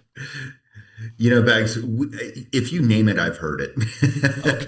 There's the story of a couple of years ago where there was the woman that picked up the baby bison because she thought it was lost and put it in the car, and they ended up having to euthanize it. There was there's always somebody that really thinks that, especially the baby or the injured, that we have a great capacity for empathy, which is wonderful, but this is nature. This is the real deal. And, if you were out there on your own and as a pink, hairless, clawless, toothless individual, you probably wouldn't last that long in nature. So, it is the natural world out there. These are megafauna. They are apex predators. And then you have things that, you mentioned the weather earlier and the hail, and we're starting to get into fall here. These are the mountains of Wyoming. It can snow on the 4th of July. So just having that little bit of preparedness, having that little bit of understanding that, you can't always just pick up the phone and call 911 for a rescue because you're thirsty. Take water, be prepared, be smart. Again, give animals their respected space. You're in their world, and it sounds a little bit like there's this negative connotation, but the reality is the fact that Yellowstone exists and that people can come and visit and have these experiences is just unbelievable. I mean, to see nature, like you said, with that bison probably not going to be making it another day or two, to be able to witness such a thing is just incredible. Well, it's hard for me anyway to go to a zoo now because of my experiences in the wilderness and seeing animals in their natural habitat. It's almost depressing for me to see caged bison or a caged elk or moose or whatever. So that's part of the appeal. At the same time, it's there can be some caution being needed. Just do your research, find out what you're getting yourself into, like you just said. But at the same time, wouldn't you rather? I mean, instead of somebody tossing a ham sandwich into a cage for the wolves, wouldn't you want to see what it looks like when a pair of wolves take down an animal? I would, but I could understand absolutely some that would not. I wouldn't, if you're going to watch this is Mother Nature and this is what it is. Yeah. So, but, yeah, a good friend of mine said this a couple of months ago. She looked at me. She's like, "Man, nature is metal," and it's like, "Yeah, nature is metal. I mean, you're going to see blood and gore and animals taking down other animals, and it's an incredible thing to watch." And it is. You have to look at it with a level of respect and understanding that this is the natural world, and this is just what needs to happen for survival. It needs to happen for, the betterment of a herd, as an example, or the betterment of a wolf pack, or, again, the bears and the elk are being, the bears are getting ready to hibernate, but the elk are being super aggressive. And why? It's because they need to procreate for, and eat as much as they possibly can to survive the winter. And that's just part of life. But the biggest thing I'd stress to any visitor is just, let common sense prevail and realize that you're on their turf. Yeah, good way to put it. When we come back, I'm going to take a break here. I want to talk numbers a little bit about this year and the tourist season and see what we came up with as far as visitors to Yellowstone National Park. Todd Walton, and he's the marketing sales with Xanterra, which is the name of the organization you work for, correct? And Correct. You're at Yellowstone National Park, and lucky you, that's your office. So, all right, we'll be back. It's 8:24. This is Cowboy State Daily Radio. It's Saturday morning. It's your buddy Bags, and we're heading back to Yellowstone after this on Cowboy State Daily Radio. Stay tuned. This is the Cowboy State Daily. Wyoming is a big state. There's so much ground to cover, so many stories to tell. But the Cowboy State Daily News team is up to the challenge. I'm Wendy Core, host of Cowboy State Daily Video News. Whether it's politics in Cheyenne, energy issues in the Powder River Basin, or grizzlies in Yellowstone, our talented crew of experienced journalists are out there finding and telling the stories that matter. What's the best restaurant in DuBois? Renee Jean checks it out. What's the most recent Supreme Court decision mean to our everyday lives? Claire McFarland explains. How is the upcoming elk hunting season shaping up? Mark Hines lets us know. Every day, I talk to the reporters who are covering the topics, issues, and people that are important to Wyomingites, and in our daily newscast, I bring you those stories. Tune into the Cowboy State Daily Video Newscast every morning, only on CowboyStateDaily.com. This is the Cowboy State Daily Radio Network.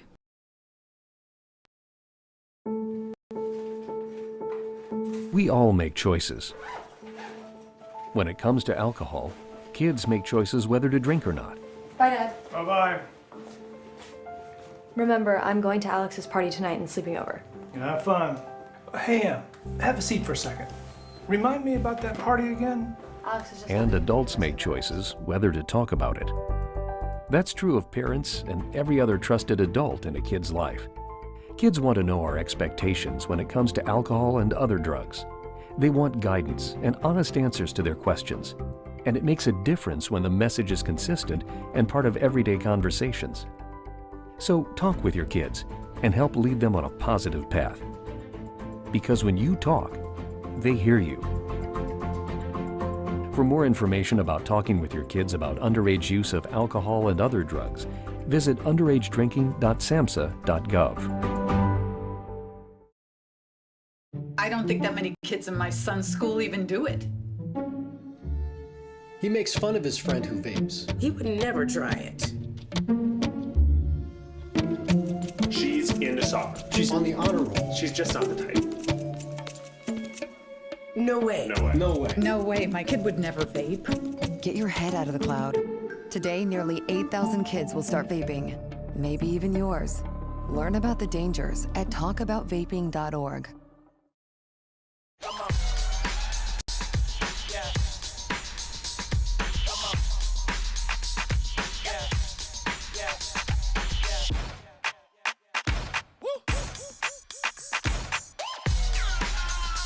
You're not going to get it all right. Just make sure you nail the big stuff, like making sure your kids are in the right seat for their age and size. Get it right at nhtsa.gov/the-right-seat.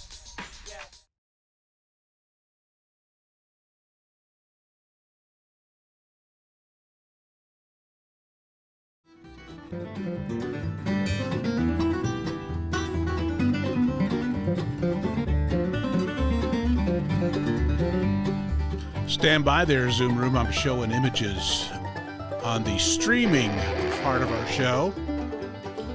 Check out some of these beautiful animals. Right there out the window of my guest Todd Walton's office at Yellowstone National Park. Yeah, let's take another couple of glimpses here. Look at that big son of a gun. Big old bull elk just sitting under a tree. Love it that people are coming to visit us here in Wyoming and they get to see wildlife like that. Incredible. Yeah, it's pretty cool. But I have a lot of family and friends back east, and a lot of times that's how we get them here. They're on their way to Yellowstone. Sheridan's kind of that crossroads area. Yellowstone, maybe go north and head up the glacier.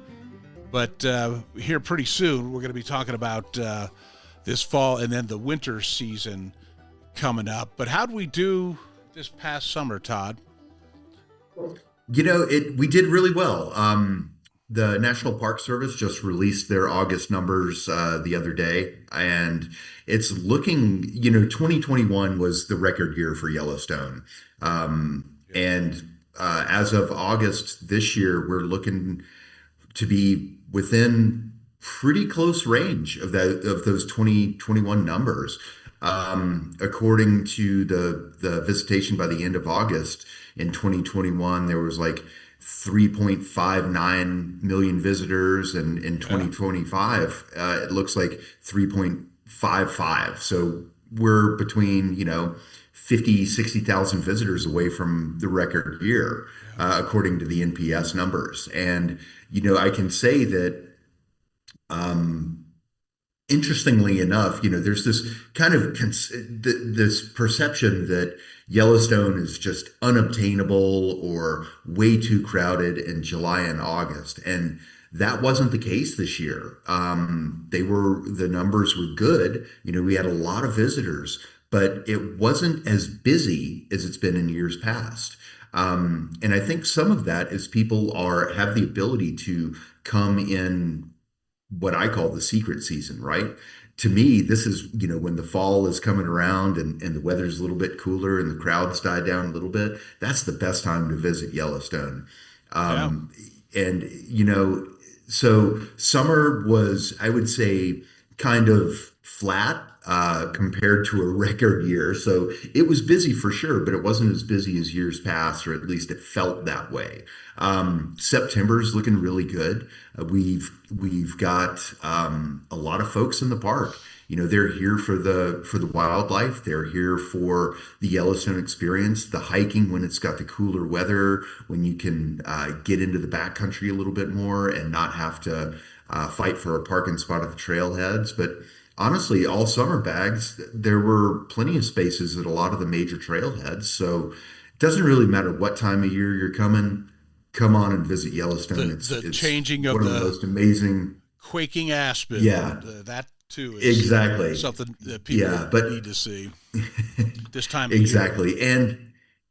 And honestly, with it being a little bit cooler and it being a little bit less traffic and less drive traffic, really, because a lot of the folks that come to Yellowstone barely get out of their car. They're doing drives and they're enjoying the park in their own way, which is fantastic. But if you're going to get out of the car and walk the boardwalks at the Geyser Basins, if you're going to hang out at Old Faithful, if you're going to get into the backcountry, you're going to do a, 3+ mile hike out at Cascade Lake, or just kind of do something off the beaten path, now is the time to be here. It's a little bit cooler, a little bit less crowded, and it's just, there's a lot of secret seasons. All four of them are secret in their own way, but fall and winter to me are really the best times to be in Yellowstone. You mentioned getting off the beaten path. My son is married to a Dutch citizen, and they live in the Netherlands, but they came and they visited a couple years ago, and they did backcountry hiking, definitely prepared with bear spray and a lot of knowledge about how to be safe in Yellowstone. But they had that experience. Now, I don't, I would, if I were going to Yellowstone for the first time, I would definitely hit the hot spots, pardon the pun, but for sure. But then the next visits, I would be looking for those off the beaten path places that you can find. People have, especially folks from Europe, have no idea how big a Yellowstone National Park is. Put that in perspective for us, would you? How big is that park? Well, it's big. I don't know exactly off the top of my head, but if you were to overlay it, of different parts of Europe, it would encompass a couple of countries, Right. depending on where you overlaid it. And so you're right, the perception of scale of Yellowstone. I mean, even to people in the United States, when I talk to visitors from all over the world, and that's part of the thing I love about my job is just to be able to talk to people and get them to explore the park and to learn a little bit more. But I talked to they were a retired couple from Detroit, and this was their first time in the park. They had spent the night in Cody, come in and spent the night in Gardner. They were spending the night at Canyon inside the park. They were kind of doing this weird loop. And I said, well, why did you choose to go that way? And it's like, because we wanted to see, we wanted to see Artist Point. We wanted to see this, and we wanted to see this, and we wanted to take our time. Like, fantastic. And they hadn't been from Mammoth to through Lamar Valley yet. And I said, oh, well, that'll take, a couple hours. And when you get to Cook City, if you're going back over to Cody, then definitely do Beartooth Pass, or, however you want to come. There's a lot of different options, and we talked through it. And they said, well, how far is that? And it's like, well, to get to Cody from here would be about, 4 or 5 hours, just kind of depending. Yeah. And if you run into a bison jam or a bear jam, then it could be a lot longer. And he just stopped and he looked at me. He said, he's looking at the map and he's like, but it's only, X number of miles. It's like, yep. It's not like a highway. You got to take your time. Yeah. And these are, some of the roads are narrow. Some of the roads are slow going, 25, 15 miles an hour in spots. But, the thing is when you come to Yellowstone, part of your visit should be not to rush to get anywhere. Yeah. Just take your time and enjoy what the park has to offer, and don't get upset about a elk jam or a bison jam. Just enjoy it, because when else in your life, unless you live here or you're close like you are, Bags, it's just, you have to appreciate the fact that you're in a bison jam. Yeah. How many times in your life do you get to do that? I kind of take pride in it and try to see it through their eyes. I have 32 years living in Denver, and always, share the pictures I have when I'd come home or go someplace hunting or fishing or so forth. So with pride, I'd show, this is how beautiful Wyoming is. I'm moving back someday. So when we would run into that situation in Yellowstone at some of the very popular places to visit, I would try to, in my mind's eye, see it again for the first time through somebody's eyes who maybe they live in that concrete jungle, and this is the first time ever seeing anything resembling a herd of elk or a bison herd crossing a highway and being that close right outside their window. It's pretty cool. I can emphasize with folks who maybe, and there's some cases where it gets annoying and people are obnoxiously blocking traffic and so forth. And that's why I brought up the fact that if you don't want to see people and you're going to Yellowstone, there are ways to do that for sure. I mean, there's kind of this image they show on TV all the time, the traffic jams because of somebody spotted a bear. But if you want to get away from it all and you have the wherewithal and you're experienced and educated, you can find a trail. My son and his wife that I brought up a little bit ago, they went camping, and where they went, and I can't recall exactly where they were, but they saw 2 other groups of hikers the whole time they were there, and they loved it. And they saw places in Yellowstone that I've never seen. So there are ways to, to find some isolation if you want it.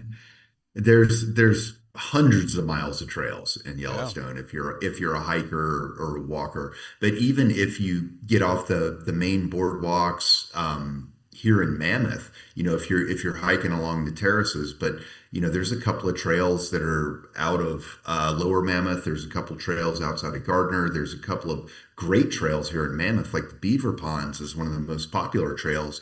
But on any given day, I can get out there and hike it and not see anybody. It's amazing. And this is, one of the hearts of Yellowstone. Right. At Old Faithful, you may not have that experience. in the middle of summer. But, if you pick the right trail that's a little bit off the beaten path, then you're not going to see anybody. It's pretty fantastic. So we've got this. If you're looking for isolation. Right. I mean, but you do have to see those areas that are just, just almost defy imagination. Of course, Old Faithful, but some of the other thermal places that you're not going to see anywhere else in the world. And a lot of times they do get a lot of visitors there. Mm-hmm. But I absolutely think people should see them. But there are some of these what do you call them? Thermal, not fixtures, but features. Yeah. And Mm-hmm. these thermal features, they're all over the park. Yellowstone is a bubbling, gurgling, shaking place on the planet. There's other than the obvious places, which again I am recommending that you see them too. But you'll go someplace and you'll start smelling sulfur on this desolate trail. Next, you come upon this thermal feature with steam rising and bubbling right out of the ground. How cool is that?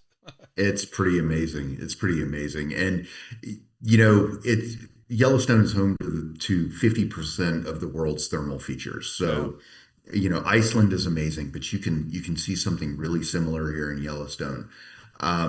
Especially all of the different types of thermal features. You've got mud pots, you've got geysers, you've got, grand prismatic pool. You have so many different types that, the geyser gazer visitors that are coming to watch, Steamboat Geyser go off,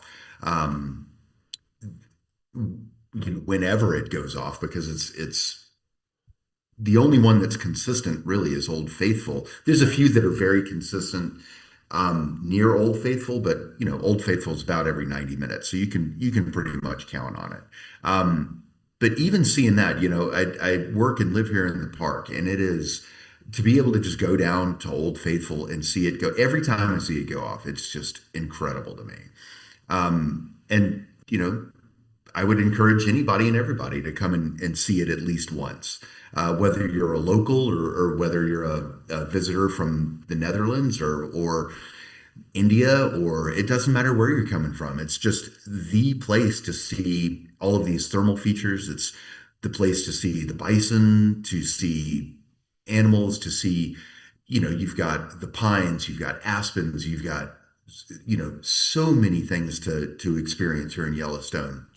We're going to get ready to launch into the winter season. I've had an experience there. You and I have talked about that before, and I want to talk about it again because it's coming and there's time for folks to make some plans. So I want to be a part of that. I want to advocate for a visit to Yellowstone in the winter time. So let's take this last break. I also want to talk about the crew and who works there and so on as this transition from summer to fall to winter comes up. Talking to Todd Walton. He's in Yellowstone National Park right now, and we're talking about the tourist season that we just finished and the one that's coming up for fall and winter here on Cowboy State Daily Radio with your buddy Bags. We'll be back. Stay tuned. You're listening to the Cowboy State Daily Radio Network. What's happening around Wyoming? I'm Wendy Core, host of the Cowboy State Daily Video Newscast. From Mountain View to Upton, from Jackson to Cheyenne, our reporters are out there finding and telling the stories that matter. Every day, I talk to the talented journalists who are covering the topics, issues, and people that are important to Wyomingites, and in our daily newscast, I bring you their stories. Tune in to Cowboy State Daily Video News every morning, only on CowboyStateDaily.com. Wyoming is a big state. There are so many stories to tell, and here at Cowboy State Daily, we pride ourselves in bringing those stories to you every day. I'm Riley Strand, videographer and production assistant for Cowboy State Daily Video News. Every day, host Wendy Core and I talk to the experienced journalists who are covering the topics, issues, and people that are important to Wyomingites. And in our daily newscast, we bring you their stories. Tune in to Cowboy State Daily Video News every morning, only on CowboyStateDaily.com. You're listening to the Cowboy State Daily Radio Network. Who can you turn to for news you can trust? Your local TV and radio broadcasters. You trust us to keep you safe during times of crisis and to deliver the weather, sports, and entertainment you rely on every day. We bring you the facts you need to make decisions that matter. And as misinformation floods social media, you can trust your local stations to deliver the truth. Text TV to 52886 and tell Congress you rely on your local stations for trusted news. You handle the healthcare, we'll handle the marketing. In need of a spark for marketing your medical practice? Loom Studio provides creative and strategic healthcare marketing that illuminates the path to bigger and better experiences for your business and your patients. We specialize in branding and design, social media, website design, SEO and SEM, not to mention content creation, public and media relations, and marketing metrics to ensure you're getting results. If you're looking to increase your patient engagement and retention, enhance your community impact, and streamline your marketing efforts, our team is ready to help you achieve your goals. Contact us today and learn more at loomstudio.com.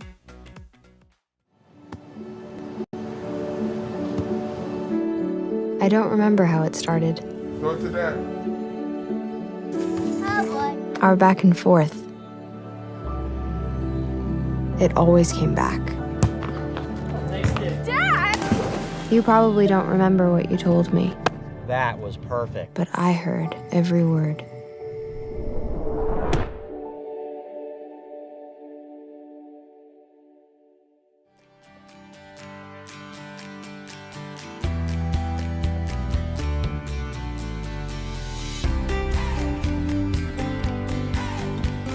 Just checking out some visuals of some of the beautiful animals and scenery, Yellowstone National Park. When we get back to the Zoom room, Tom Walton, who is the marketing and sales manager with Santerra and in Yellowstone National Park. That's his view out his window. Spectacular. I just love it. Yep, when you got to go to work every day and that's what you're looking at. It's hard to It's complain. crazy. I love it. Okay, so anyway, we're talking about the change of the season here. Real quickly, though, I did want to talk about the staff that works there. And is there a transition? I mean, do you have folks who are there in the summer and then they leave and another group comes in and is working the winter? Is that typical? It is. Yeah, we have essentially a 4-season operation here at Yellowstone National Park Lodges. And again, it slows down a little bit in winter just because some of the facilities aren't open, the campgrounds aren't open, the interior of the park for the most part is closed. But yeah, in the summertime, you have a lot of folks that come in from all over the country, all over the world that are, say, college students, or they're taking a break. They want to do something different. They come in and they decide to work for us, and we love having them.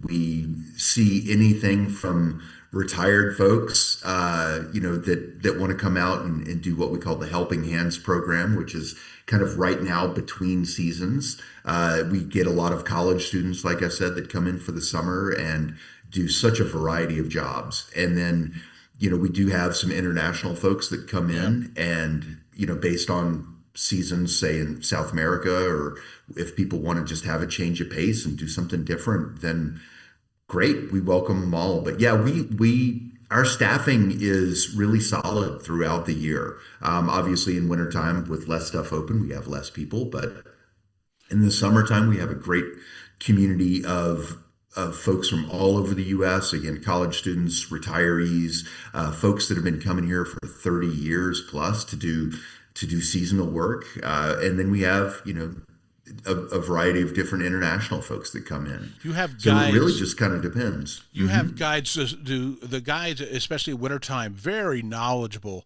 Do they come to you that knowledgeable, or are they trained, or a combination of the two? A little bit of both, Bags. It's, we do a very extensive training program for our guides. There are, I think, three, four, five books that are, several inches thick that the guides have to go through and really learn to not just understand the history of Yellowstone or the geology of Yellowstone or the wildlife of Yellowstone. It's a combination of everything, because if you've got somebody from Connecticut or Alabama or even parts of California, they're going to come in and ask a different question each time. You just have to be prepared for it. Knowing the different, the history of the bison in Lamar, how many bison are in the park, when do the elk babies come? Like all of the different questions around the geysers, what makes the paint pots do a certain thing, what makes the colors of Grand Prismatic. You've got to be really dialed into all that. And our guides are here. We've got a lot more in the summertime, obviously, but our winter guides are fantastic. They drive the snow coaches out to Old Faithful Snow Lodge. They're able to spot, Wolverine print or a wolf print from the coach from the driver's seat of the snow coach, and be able to get out and point things out. Yeah, and I think it's cool that they communicate with each other. If you're in one of the snow coaches, they'll be on a two-way, I guess it's the two-way that they communicate with. If they spot wildlife, they'll communicate with another guide slash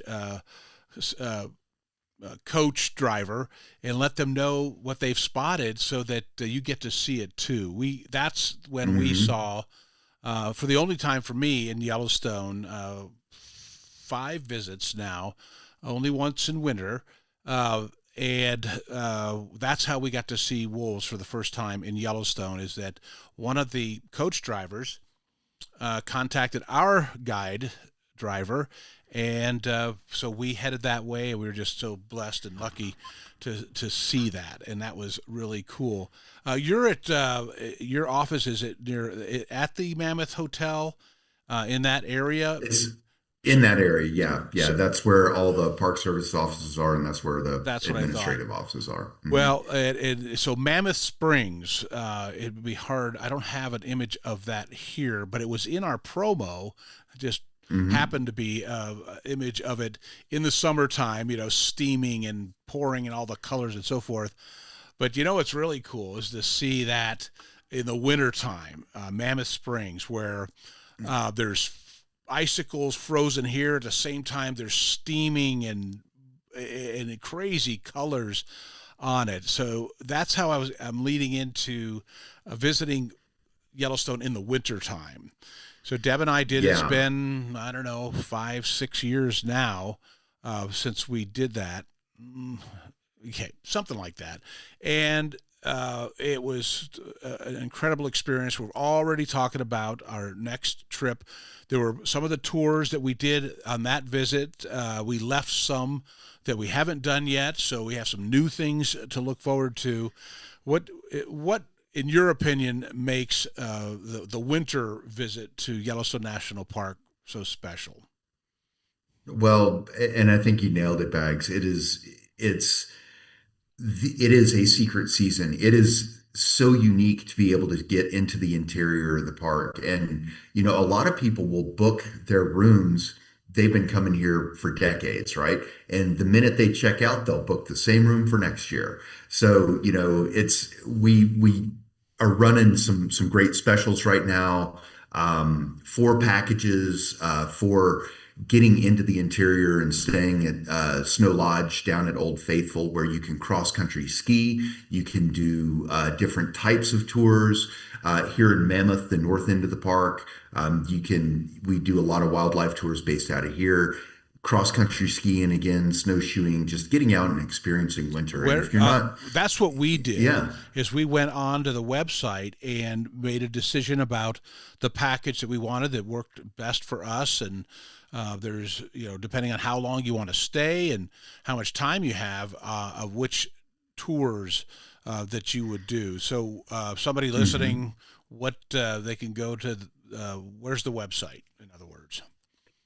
Yeah, the website is, you just go straight over to Yellowstone National Park lodges.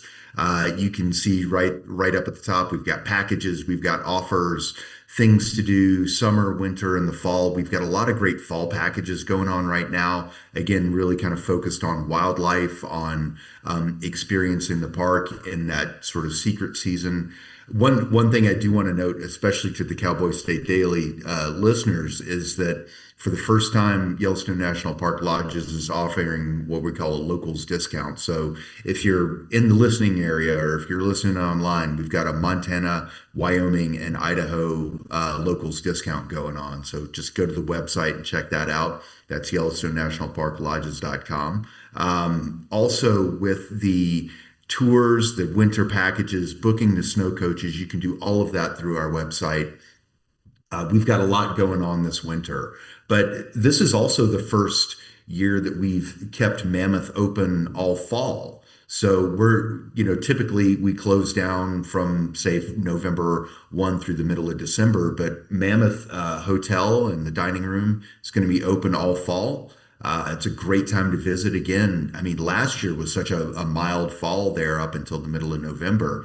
I was wearing shorts and a t-shirt when I wasn't at work. And then the next thing you know, the switch flips. But, we've got an Oktoberfest coming up. Really? October 24th through 26th. We've got a Halloween event where we've got Tara and Nancy, who run the Crime Off the Grid podcast, are going to be doing a live show. They were both involved. Nancy was a park ranger here in Yellowstone for decades, and Tara has a lot of great experience as well in the Park Service and Forest Service. And, so you've got people that have lived and worked and love this area telling the crime stories and all of that live on Halloween. We've got a lot of other events going on all fall. Again, with the locals discounts, the Wyoming, Montana, and Idaho residents discounts. Really, I would say come and visit in the fall. It's quiet. You're going to see the changing of the leaves. You can see the thermal features here at the terraces in Mammoth. You can drive over to Cook City through Lamar Valley. Yeah. There's so much to do. Not a ton of, a lot less folks, but really, come to Yellowstone, experience it in the fall if you never have. We soaked in those Chico hot springs as well too after a tour through Lamar Valley. Some folks I like personally, just because of the comfort, the snow coach tours, but there are snowmobile tours as well. How does somebody arrange that? Now, again, it's they don't allow private snowmobiles into the park in the wintertime, but they do have organized and tours, snowmobile tours that they can arrange as well. Mm-hmm. Yeah, and mainly those are out of West Yellowstone. Some of them come up through Jackson. There's not any coming in through the north end of the park, really, but Cook City is a great place if you want to go snowmobiling, and you can come in through the north entrance of the park because that road is open year round from the north to over to Cook City, and that goes through Lamar Valley. So tons of snowmobiling over there. It's a great experience. There's a ton of different outfitters. I don't want to pick favorites by any means, but there's some great outfits. If you want to do some snowmobile tours, some fantastic folks that run packages. But again, I mean, my favorite thing to do is the snow coach, like you say. Get out, cross country ski. Let the driver drive, and you're in these just amazing vehicles with the enormous tires and getting into you're lifted up the interior of the park. Yeah, you're lifted up, and it's giant windows, and appreciate the fact that each one of them has because of the steaminess inside, because it's very comfortable, nice and warm, and you're really in a winter wonderland. You'll appreciate when you're out doing some of your hikes, and you do in the wintertime get out and hike through it. You've got your crampons and other means to keep you on the trail. That was one of my concerns, because I'm kind of big and a little bit top heavy, and you get there and it was very deep snow that year, and here you are walking across this thermal feature with bubbling on both sides. Very much an adventure, and that's part of the appeal of winter. It seems that folks, like-minded folks with that sense of adventure really are attracted to Yellowstone in the wintertime. It's kind of a different breed of folk that are there. Wouldn't you agree?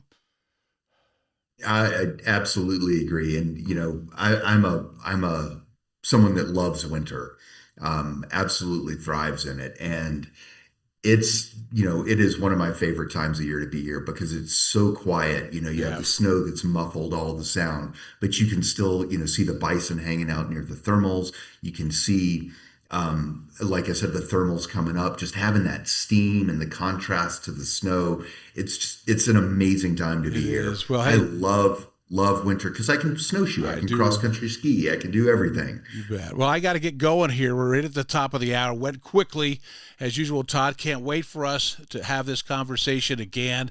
I appreciate it. Thanks for joining us this morning. Todd Walton in Yellowstone National Park. Get there this fall and winter, people. Trust me, you'll love it. You're listening to Cowboy State Daily Radio with your buddy Bags. It's 9 o'clock. We'll be back. It's time to take a look at what's happening. It's time to take a look at what's happening around Wyoming. From the Cowboy State Daily Newsroom, I'm Wendy Kaur. Rocky Mountain Power appears set to capture more of that nearly 30% rate increase that the Wyoming Public Service Commission blocked after a federal judge ruled that the state's adjustment cheated the company of $23.5 million in reasonably incurred operating expenses. When and how Rocky Mountain Power will recoup that $23.5 million from Wyoming customers is not yet clear, according to business reporter Renee Jean. The judge ruled that the 2023 decision adjusting a portion of that 30% rate case, that the Public Service Commission botched it, they were wrong. And so Wyoming owed at that time 20 point whatever million it was in 2023. But here's the thing, since then, there have been actions taken around that disputed figure. A spokesperson for the company said it will take time to figure out how much of that figure is still owed to the company, as well as how it should be recouped going forward. The status of about 3,000 Wyoming Mustangs has turned into a continual legal back and forth. Horse advocates opposed to rounding them up have the upper hand, at least for now. Mustangs in 3 herd management areas, or HMAs, have become the crux of a protracted legal battle between the Bureau of Land Management and wild horse advocates. Cowboy State Daily's Mark Hines reports that the roundups were originally set to start in July and August, but horse advocates prevailed in a lawsuit in the 10th Circuit Court of Appeals in Denver to halt the roundups. It's all because of legal back and forth between horse advocates who do not want the horses rounded up at all and the BLM that wants to zero out these herd units in Salt Wells Creek, part of Adobe Town and the Great Divide area. The BLM making the argument that that just isn't a suitable area to have horses, and the horse advocates going, that's awesome habitat for horses, including those rare curly-haired Mustangs. Horse advocates argue that the Mustangs qualify as wildlife and should be managed and protected as such. However, some consider them to be a feral species that competes with native species such as mule deer and antelope. A Mills man who died after a 5-hour standoff with law enforcement Wednesday was not shot by officers. That's according to the Natrona County Sheriff's Office, who did identify the man who died as 42-year-old Zachary Albrecht. Cowboy State Daily's Dale Killingbeck reports that Mills police tried to serve a felony arrest warrant between 11 and 11:30 a.m. when the occupant of the home refused to comply and barricaded himself inside. Police are not saying how he died. They are not answering questions right now. The local agency, Mills Police Department, referred us to DCI. DCI is not talking. There's not much more we know except that the victim, who's been named, had some civil action filed against him, current civil action filed against him in Natrona County District Court, but nothing criminal that I could find related to him recently. Natrona County civil court files show Albrecht recently had been involved in a landlord-renter dispute about an apartment directly across the street from where the standoff took place on Wednesday. I'll be back with more news right after this. Wyoming families face big challenges and big opportunities. That's why Wyoming Family Alliance is hosting the 4th annual Wyoming Family Policy Summit on September 26th and 27th in Cheyenne. The summit opens Friday night with a gala featuring Congresswoman Harriet Hagman. On Saturday, state and national policy leaders will address pressing family issues such as parental rights, DEI in schools, and more. Reserve your seat today at wyomingfamily.org. That's wyomingfamily.org. Well, someone left a stack of papers at the Hewlett Library calling for the local school's grimacing Red Devil mascot to switch to a hawk, sparking outcry in the town this week. But it's difficult to tell who's behind the proposed change. Cowboy State Daily's Claire McFarland reports that even the most vehement opponents of the movement either don't know or won't say. Well, the mascot is a red devil grimacing that I'm told was actually named after the way the red dirt kicks up in the wind up there in Hewlett. And so there was a note attached to the pamphlet, like, talk to these people for more information. At least one that I talked to was like, no, this was a surprise. And then another one, her colleague said that doesn't sound like her either. And so it became a challenge to piece together who even is behind the movement. The pamphlet encourages people to attend an October 20th school board meeting and says a final vote will be taken. But school board members who spoke to Cowboy State Daily said they hadn't heard of the proposal until Wednesday or Thursday. And that's today's news. Get your free digital subscription to Wyoming's only statewide newspaper by clicking on the daily newsletter button at cowboystatedaily.com. I'm Wendy Core for Cowboy State Daily.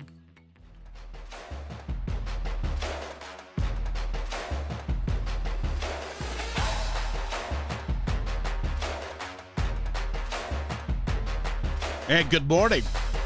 Welcome to Cowboy State Daily Radio, Saturday edition with your buddy Bags. Saturday, September 13th. And it's football season, ladies and gentlemen. It is. And I've got a guest in the Zoom room that I feel comfortable talking about football with. In fact, it was football related that got us in touch with each other. Going into the Zoom room, hey, Justin George, ladies and gentlemen. He's a columnist with Cowboy State Daily, usually associated with like crime, public safety, and so forth. But I know also that you like talking about sports and particularly football. So welcome, my friend. Thanks for joining us here on Cowboy State Daily on a Saturday with your buddy Bags. How you doing? Thanks, John. Good morning. Good to see you. You too. Where are you? I'm actually down in Englewood, Colorado. You're in Englewood. I'm familiar. Yeah, I was a Lakewood, Colorado guy for 30 years, in Denver for 32 years, before I moved back home here in Sheridan, Wyoming. You know my background a little bit with Jimmy and I Jimmy Orr, our executive editor, doing rock and roll radio back in the olden days in Cheyenne. But that got us back here. But the introduction, hang on a second. I'm going to fix something on my screen real quick. Sure. Do that. Okay, and then go back. Here we go. And now you and I are about the same size on the streaming side. And lucky for those who are just listening, they don't have to look at us, Justin. But hey, all right, I'm going to, first of all, where are you from? I mean, are you a Colorado native, or where did you grow up? Yeah, John, I grew up in Colorado. I actually was born in Englewood at Swedish Hospital, and then I grew up as a kid in Lakewood, but then about junior high or middle school, I moved to Littleton. So I went to Columbine High School and went to the University of Colorado, and then sort of bounced around all over the place before I came back here. Ladies and gentlemen, a rare sighting of an actual Colorado native. I am indeed. Right here in the Zoom room on Cowboy State Daily. So did you do journalism or communications at CU? What was what avenue did you take? Sure, I was a journalism major. I've been a journalist my whole career, so I feel like I went to school for journalism. I started working in college at newspapers, and then I've worked at newspapers or news organizations for now going on 26 years full time. Where are some of the places or newspapers where you've worked? Well, I worked at a lot. I worked at the Boulder Daily Camera, the Newport News, Virginia Daily Press. Wow. I worked at the Tampa Bay Times. I worked at the Baltimore Sun. I worked at the Marshall Project, which is a, nonprofit newsroom that covers criminal justice. I worked at the Washington Post, and I've freelanced for a bunch of places. I freelanced a little bit for the Colorado Sun, and then now I'm here. When did we get you? So how long have you been with Cowboy State Daily? I've been with Cowboy State Daily for a little more than a year now. And so it's around the time that we first met. So let me tell people how we met, and since then I followed pretty much everything you write, my friend, and that's why I wanted you on the show. You're a very talented writer. You have a way of describing things that it sounds like, or when you're reading it, that you're in the room, and it's very comfortable following your message and your story. But so a year or so ago, there was the Broncos versus Bills game coming up. And I posted something on Facebook in regards to, for the first time in my life, as a Broncos fan, I was torn, and had been for a while, since Josh Allen went to the Buffalo Bills. And at that time, I mentioned how disappointed we were, as many of us, Broncos fans, when John Elway, the general manager at the time, 2017, 2018, did not draft Josh Allen. So I lamented that fact and put it on social media, and I don't know if you saw it or Jimmy saw it or somebody saw it. And anyway, next thing you know, you and I are chit-chatting about it, and I really enjoyed that conversation. I think ultimately it what led Jimmy to say, hey, how about doing a show on Saturdays? And I said, yeah, I'm old and crotchety, but I could do a show on Saturday. And so here I am. And just you do a great job. Thanks, buddy. I'm having a ball doing it. So, so public safety, give me an example of stories, that you usually I mean, I write occasionally. I really an editor over there. So I at the Cowboy State Daily. So I edit a lot of this stuff. But, when we're short staffed, or there's a subject matter of interest that that I have expertise in, or we just need a story, then I pitch in that way. So I do have a broad background. I've covered everything almost under the sun. I've covered local government, I've covered politics, I've covered growth, I've covered immigration, I've covered diversity, I've covered education, lower and higher. I've covered the Department of Justice, I've covered criminal justice, I've covered police, I've covered transportation, I have covered, and oddly enough, the reason probably why I seem well versed in sports is I actually started out as a sports reporter, and always wanted to be an NFL beat writer. And I don't think that ever lost. Like, that's not something that you ever lose. And, Sure. Because I think I'm interested in, and I'm always interested in sports. And, yes. and so, it's obvious to me that you've been around it and been doing this a long time. You just don't look old enough to have that much experience. Maybe it's this Zoom. I don't know what it is. It could be, or just, like I said, being out here in the West, maybe that sort of the grime of the East Coast has worn off of me. Hey, So that's a good way to look at it. But I do think you're extremely talented, and we're lucky to have you at Cowboy State Daily. We do have a great team. Jimmy and the management of Cowboy State Daily have put together some really incredibly talented people. For this, if you don't subscribe, you're missing out. It's a newsletter, but it really is an online newspaper, Cowboy State Daily, because we do just like a newspaper, the old-fashioned kind. You've got your headline stories, you've got your columns, you've got your news, you got your information, your entertainment, your sports, etc. And the cool thing about Cowboy State Daily as an online newspaper is when there's an update to the story, it comes out again. You get another email with an update of a story that you may have read in the morning that has now changed or advanced in the afternoon. That's one of the advantages of online. And of course, I still to this day love if I have the time to lay out a newspaper on a Sunday morning and go through it, cover to cover, that's a special day because you have that kind of time. Otherwise, the convenience of Cowboy State Daily online and in an email, you get all that information, but you can take it with you, wherever you are. So, but I could see, your background, you got that sports itch, and particularly football. So you said you did write a little bit, have done some sports writing in your past, correct? I did, yeah. Where was I started out sort of that way in college. I was covering high school football and the University of Colorado for the Denver Post.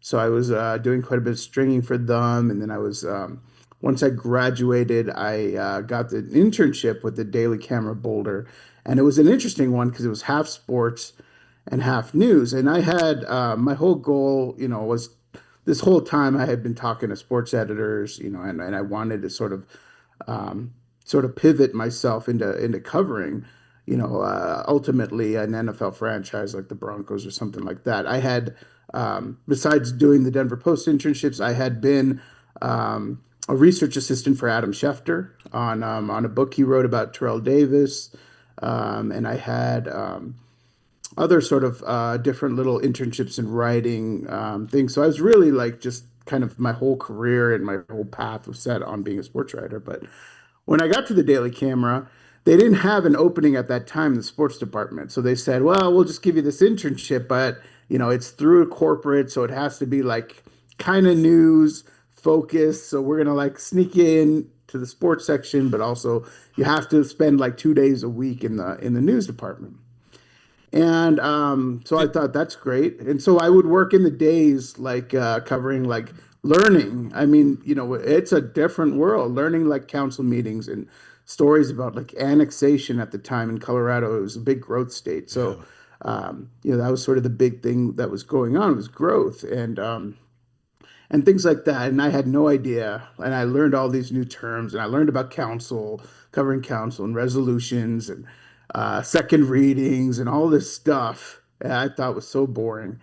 And then at night, I would go to the sports department. I would take sports scores that would come in because that's how, as young as I look, I'm old enough to remember when the high schools would call in sports scores and you write a Baggett and have to turn that in, or I would go out and cover games. And so it was a really interesting thing. And so what ended up happening was that I did well enough in both and got offered a job in both.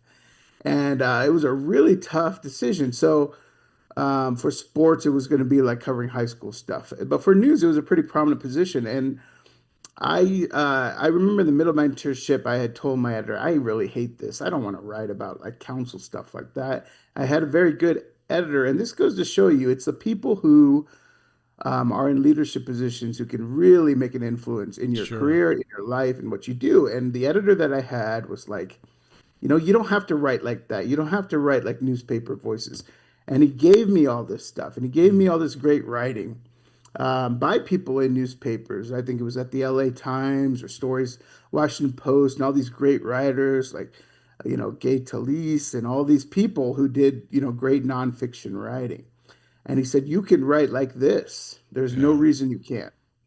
And that sort of opened my eyes because I think in the beginning, the reason that I was drawn to sports was the story. It wasn't really about covering games. I just thought what sports gives you is human drama, right? Yeah. And it puts it in a perfect box. It puts it in a field where there are like clearly and easy to delineate boundaries around a story. It's easy to corral. But that's not so in life. But like if you learn how to do it right, you sort of understand that, a lot of the decisions and the small things that we make, again, are very dramatic and very relatable to a lot of people. And so once I sort of saw that and had an editor who was willing to invest in me in that way, I took a big chance and I thought, well, I'll just go down the news path. And I sort of never looked back.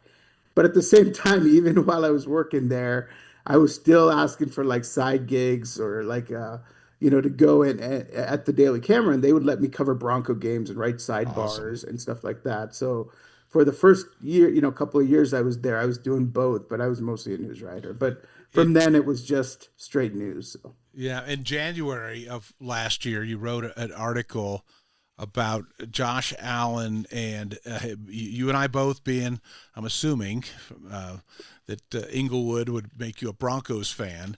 I am. I'm a diehard Broncos. Yeah, me too. But there was a real story. It really is a phenomenon that there were a lot of Broncos fans who were now cheering for the Buffalo Bills. Tell us about that article a little bit, and then we'll talk about what's happening right now.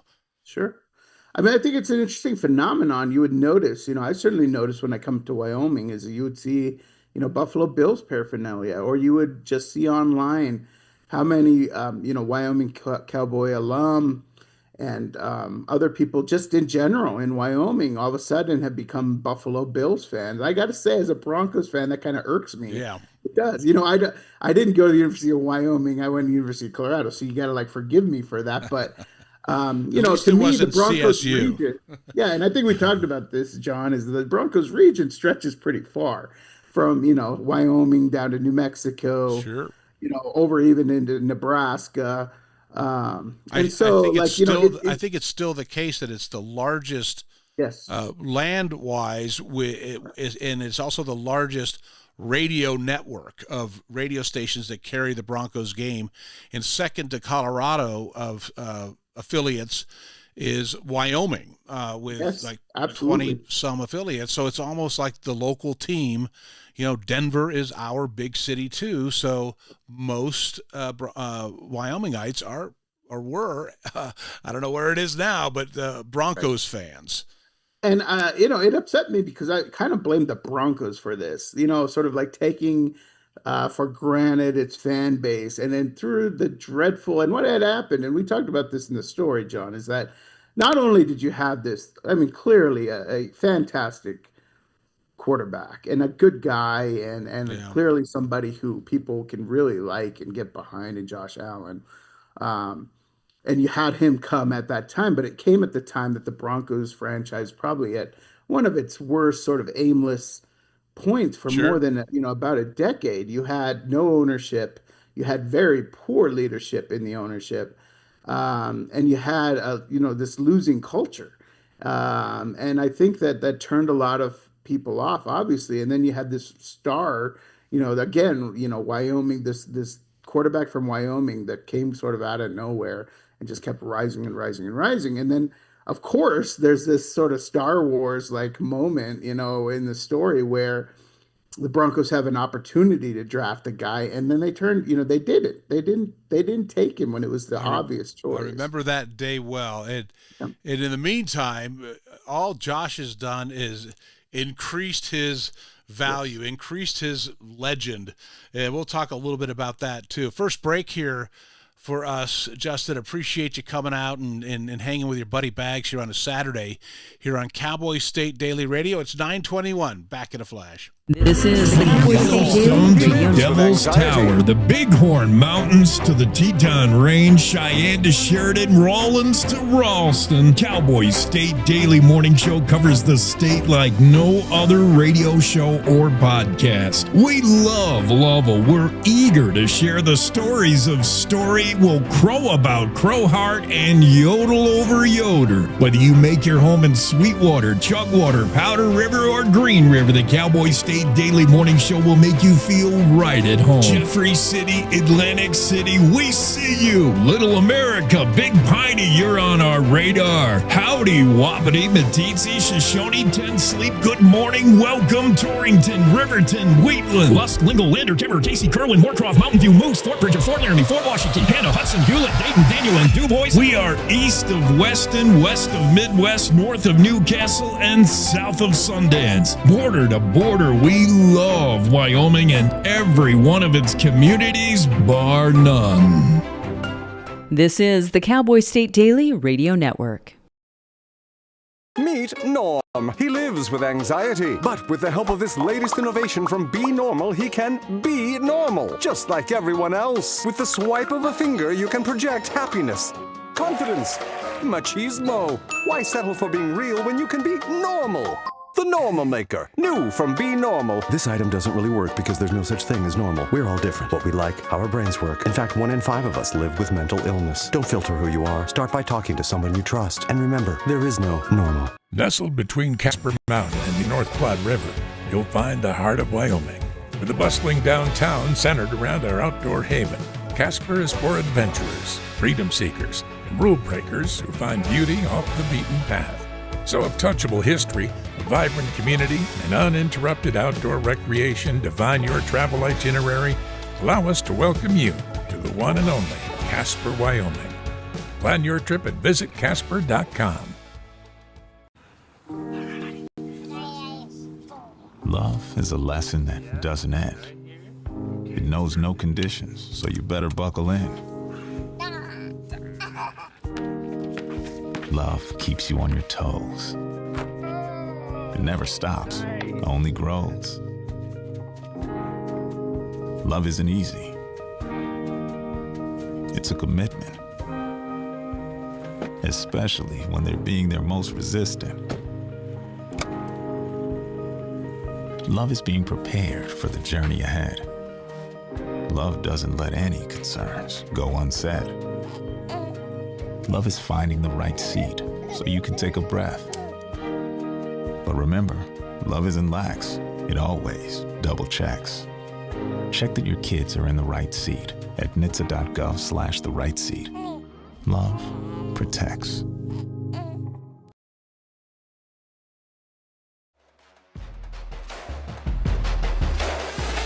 Hey, welcome back to Cowboy State Daily Radio. It's 9:25 with your Buddy Bags at the Buddy Bags studio in Sheridan, Wyoming.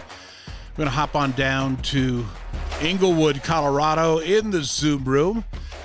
And welcome back, Justin. Appreciate you being here. Justin George, one of our editor and a writer with Cowboy State Daily. Very good at his job, and I'm finding out today how absolutely experienced you are. And a fellow Broncos fan. So we know that about each other. And before I get to the retirement of Josh Allen's number at the University of Wyoming coming up in November, I wanted to touch on what we just saw Sunday night, last Sunday night. And ready for my confession, Justin? I went to bed at 40-25 Ravens up. Not my style, but in my defense, I'm a morning guy, morning show, radio, many, many years. To this day, if I'm up past 9 o'clock, I better have had a nap earlier in the day. So when they were down and then they had the turnover, so it just looked bleak. And so I went to bed, woke up 5 o'clock in the morning, went to my social media, and what I was seeing initially was from friends, what a game. And I knew they were Bills fans. I knew they were Josh Allen fans, I should say. I said, oh no, what happened? And sure enough, and that's when, fortunately, I record all the games, all the Broncos games. I record all the Bills games. And so at 5:30 in the morning, I was watching the rest of the game. My wife comes out. And I'm like, oh my God, oh, I can't, and so it was just comical. But I usually don't see myself as that kind of fan that would leave early like 20-some thousand fans did at the stadium in Buffalo. But what was your impression of that game last Sunday night? Same thing happened to me, John. I was watching it with friends actually at a sports bar. I said, I got to go. It's late. I got to get up early, and left. And then all of a sudden got text saying Bills. And then I turned it on. I was able to sort of catch the end of it. But I think the irony, for me at least, is so funny. Right before I left, I go, all these people have been pumping up the Bills. This is the Bills' year. And I said, they really didn't do anything in free agency. What's going to be different? I go, and I literally said these words. I go, Josh Allen can't keep winning playing hero ball. Yeah. Because that's what it is. Yeah. That's all it is. It is literally Josh Allen. And maybe, these are good players, but none of them, can you name like one player that could possibly go into the Hall of Fame? No, I cannot. No. And And I go, he just can't keep, it's one guy against an entire like team. He can't keep doing this. At some point, the odds are it's just going to end. Well, I've been Sure saying enough, that night, I've been saying that for like 4 years now, because I kept Yeah. saying, well, they're going to make him a pocket passer. That's what Right. they do with mobile quarterbacks. And I think they tried, and then they did finally teach him how to slide, Right. occasionally.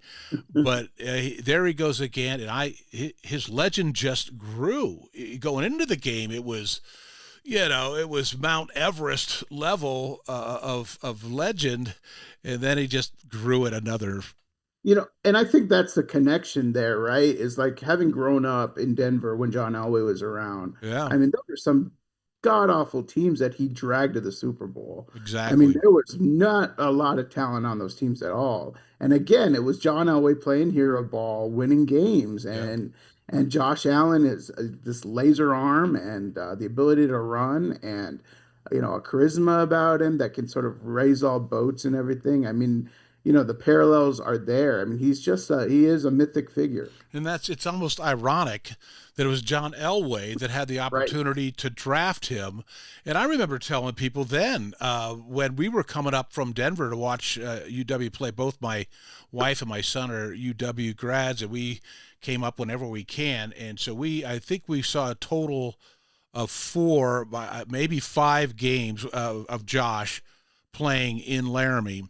And one of those games, his senior year, was John Elway was there, and he was on the sideline. And so I was telling everybody, yeah, he's going to the Broncos, because Elway was there. And it was one of those games where Josh was, I mean, he was out of his mind, jumping over people and diving and throwing on the run. And it was just, Josh Allen stuff. And I turned at the time saying, boy, he reminds me of Elway. When Elway, 6'3", 225, whatever Elway was, big, strong, and not afraid to put his shoulder down. And even then they were talking, well, he needs to learn how to pocket pass and stay out of trouble. He's going to get hurt. He's never going to last. So there were so many, comparisons that you could make between the two. And then, of course, the region-wide disappointment when they didn't draft him. So don't you think he finally admitted he made that mistake? I think it just got to the point where he kept trying to draft himself and failed. I think that he second doubted himself, and just right when the right guy had come along, and he just sort of doubted himself and didn't take him. But he sure put Chubb in a bad position, the linebacker, because all of us that wanted Josh never really gave him a chance. But I mean, he was only there 3 years, and then he was there gone. long. He had one good year, 1.5 good years, but boy, that was a mistake. Oh, I know. And like you said, he did come out eventually. I forget where I read that he said the biggest mistake he made as general manager was not drafting Josh Allen. Yeah, no kidding. So back to Sunday night football. We're watching this, and there's Lamar Jackson, who the argument about who the MVP was, did that once and for all, even though he had a pretty good game himself, did that put that argument to rest once and for all, do you think? I think it proved that Josh Allen was the right choice. I'll put it that way. I think those guys are neck and neck, honestly. I really do. And here's, I really do, but I think Josh Allen clearly, has proved that he is just a notch better. And I think it's interesting, though, and this is where I'll probably get a little bit of, some hate emails. But as much as I love Josh Allen and as much as I like Lamar Jackson, too, I am watching ESPN and all these shows say that these are the 2 best quarterbacks on the field. And I think that they are playing at the height. There's no one playing better right now in the regular season.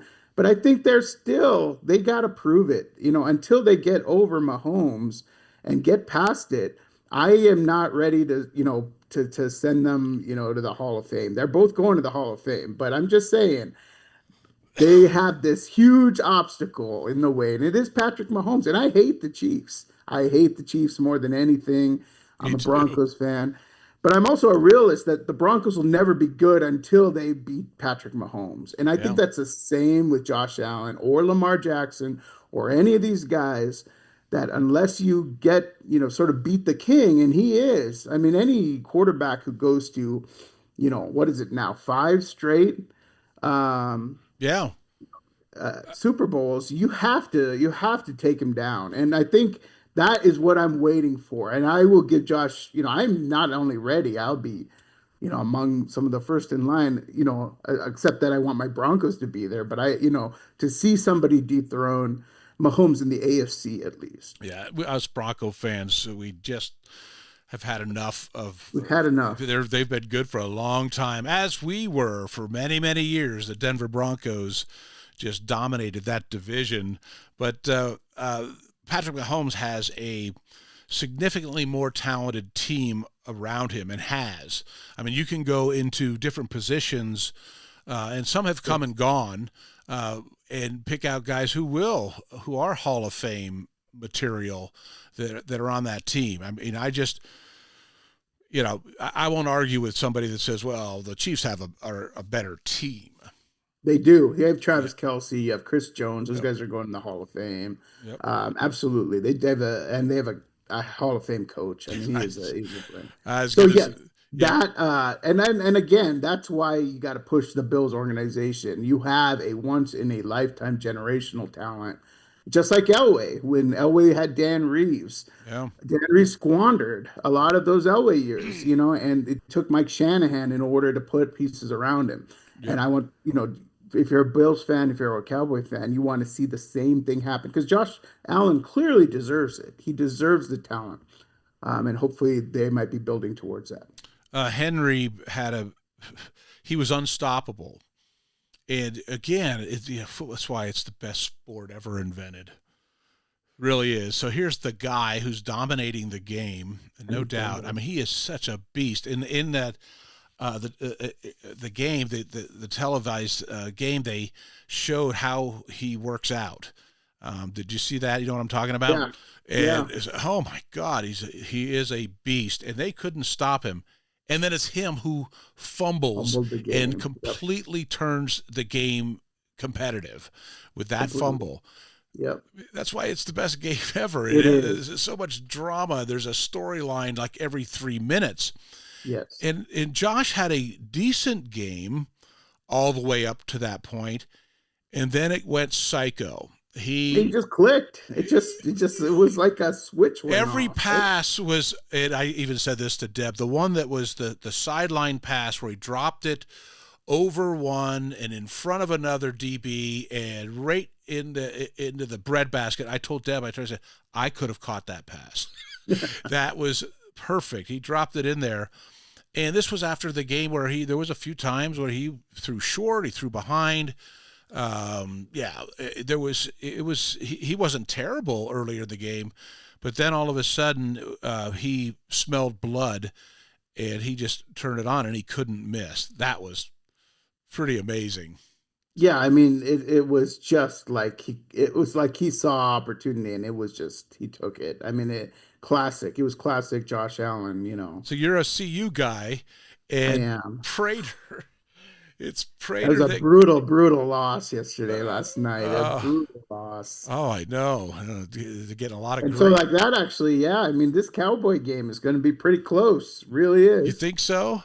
I do. I hope really so. do. I hope it's the Pokes are competitive. But I was going to, a lot of controversy now with Primetime, Coach Prime there at CU. But I was going to make the point that Matt Prater shows up on Thursday for a Sunday night game I don't even remember their place kicker's name for the Bills. And he comes in and has to win. And he was 3 for 3. But it's Matt Prater that wins the game. It made you feel pretty good. Yeah, and you just think, man, we've watched Prater forever. I mean, he was before Brandon McManus. He's been around so long. My wife said they showed him on the sideline before. She goes, "Who's that old guy?" Right, right. Yeah, I think that they all made fun of him in the locker room, saying this is a coach, and Yeah, he was joking about that. he So did. yeah. He looked his age. I'll just say that. But he pulled it out. And what? I was so thrilled. It's like a Parents, teach your kids to be NFL kickers, and yes. they'll have a career for life. Maybe a punter, but definitely Maybe a punter. a kicker or a long snapper. That's my Right. biggest Oh, regret. long snapper. That's the job right there. I You're should right. have learned a long snap, but I was going to make the point about Matt Prater that he was coaching high school football on Wednesday of this week, and now he's in to win the game, and to see them Rudy-esque carry him off the field, it made me a little weepy. I'll be honest with you. And that's what I'm talking about. That's why I wanted to be a sports writer. It's these stories. They're unbelievable. I mean, they're unbelievable. I mean, you had like the Kurt Warner story, somebody out of nowhere. Yeah. And I was hoping that CU yesterday, that Ryan Staub, this third string quarterback that Prime had put, in the starting position. I thought maybe there's going to be a Cinderella story like that too, but ended up finding out. No, I think he's pretty much a third string quarterback. I know.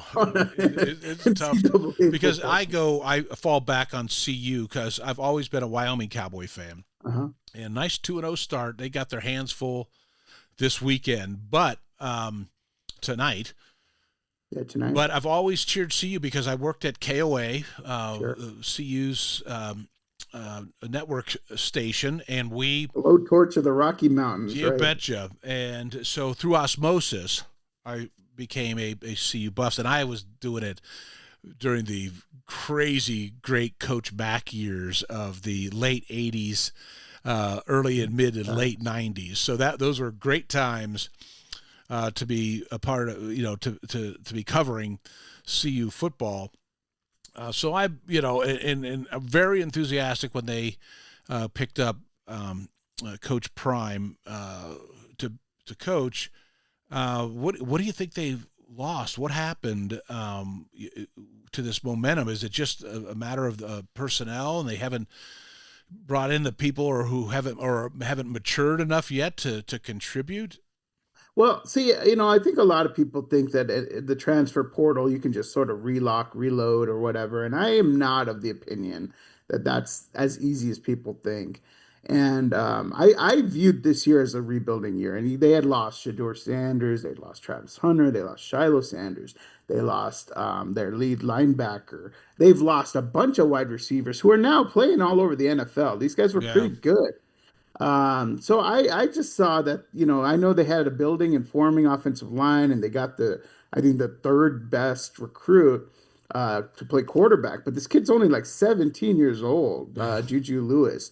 And then they went out to Liberty and got their quarterback, Caden Salter. And, I just was skeptical at how good this team could be. And I think you're finding that out. And from, I'm not sure. The speculation is that, again, Juju Lewis isn't ready. He's just not ready for the competition. And then Caden Salter, may not be sort of the locker room, either as practiced or ready. And then Staub, though, is this guy who has been working really hard, stayed with the program, was in the program before Prime came. And I think Prime just saw this guy, and he's working out, he's watching film, he's your classic sort of junkyard quarterback, and he goes, these other two guys, aren't working out. Here's this guy putting all this effort. I'm going to give him a shot. And I think it's a lot like,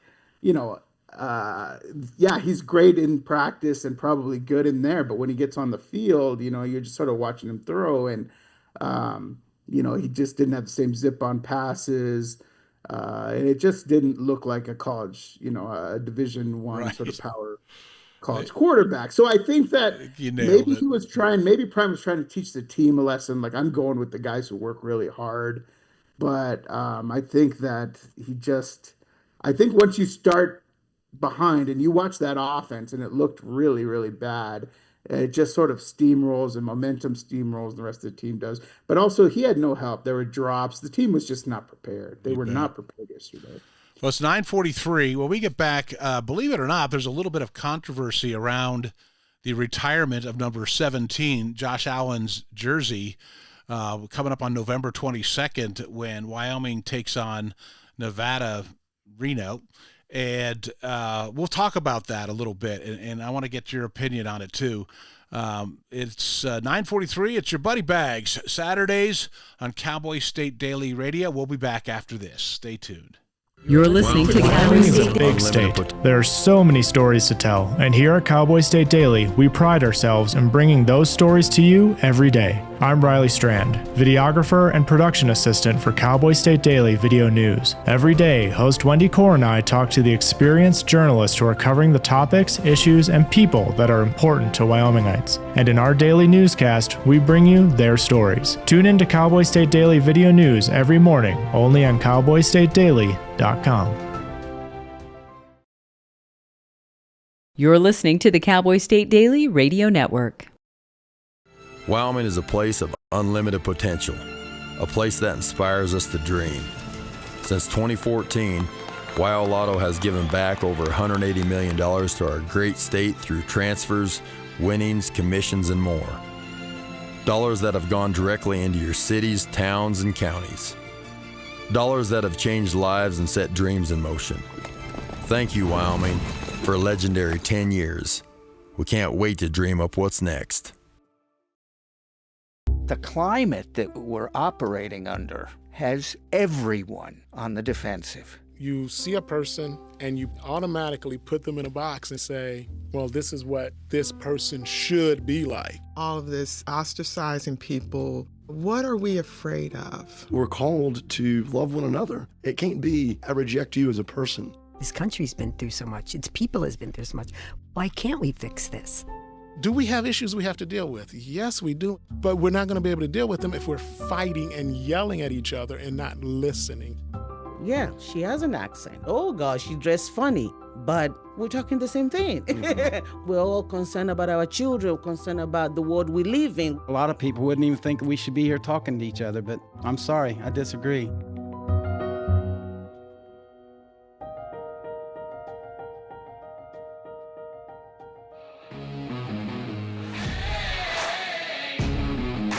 Hey, good morning and welcome to Cowboy State Daily Radio.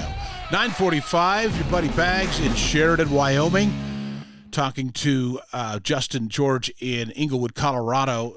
Justin and I have a passion for football, and I wanted to talk a little football this morning on my show, and I appreciate you being here with me in the Zoom room. Justin, thank you for getting up on a Saturday and having this conversation about Josh Allen.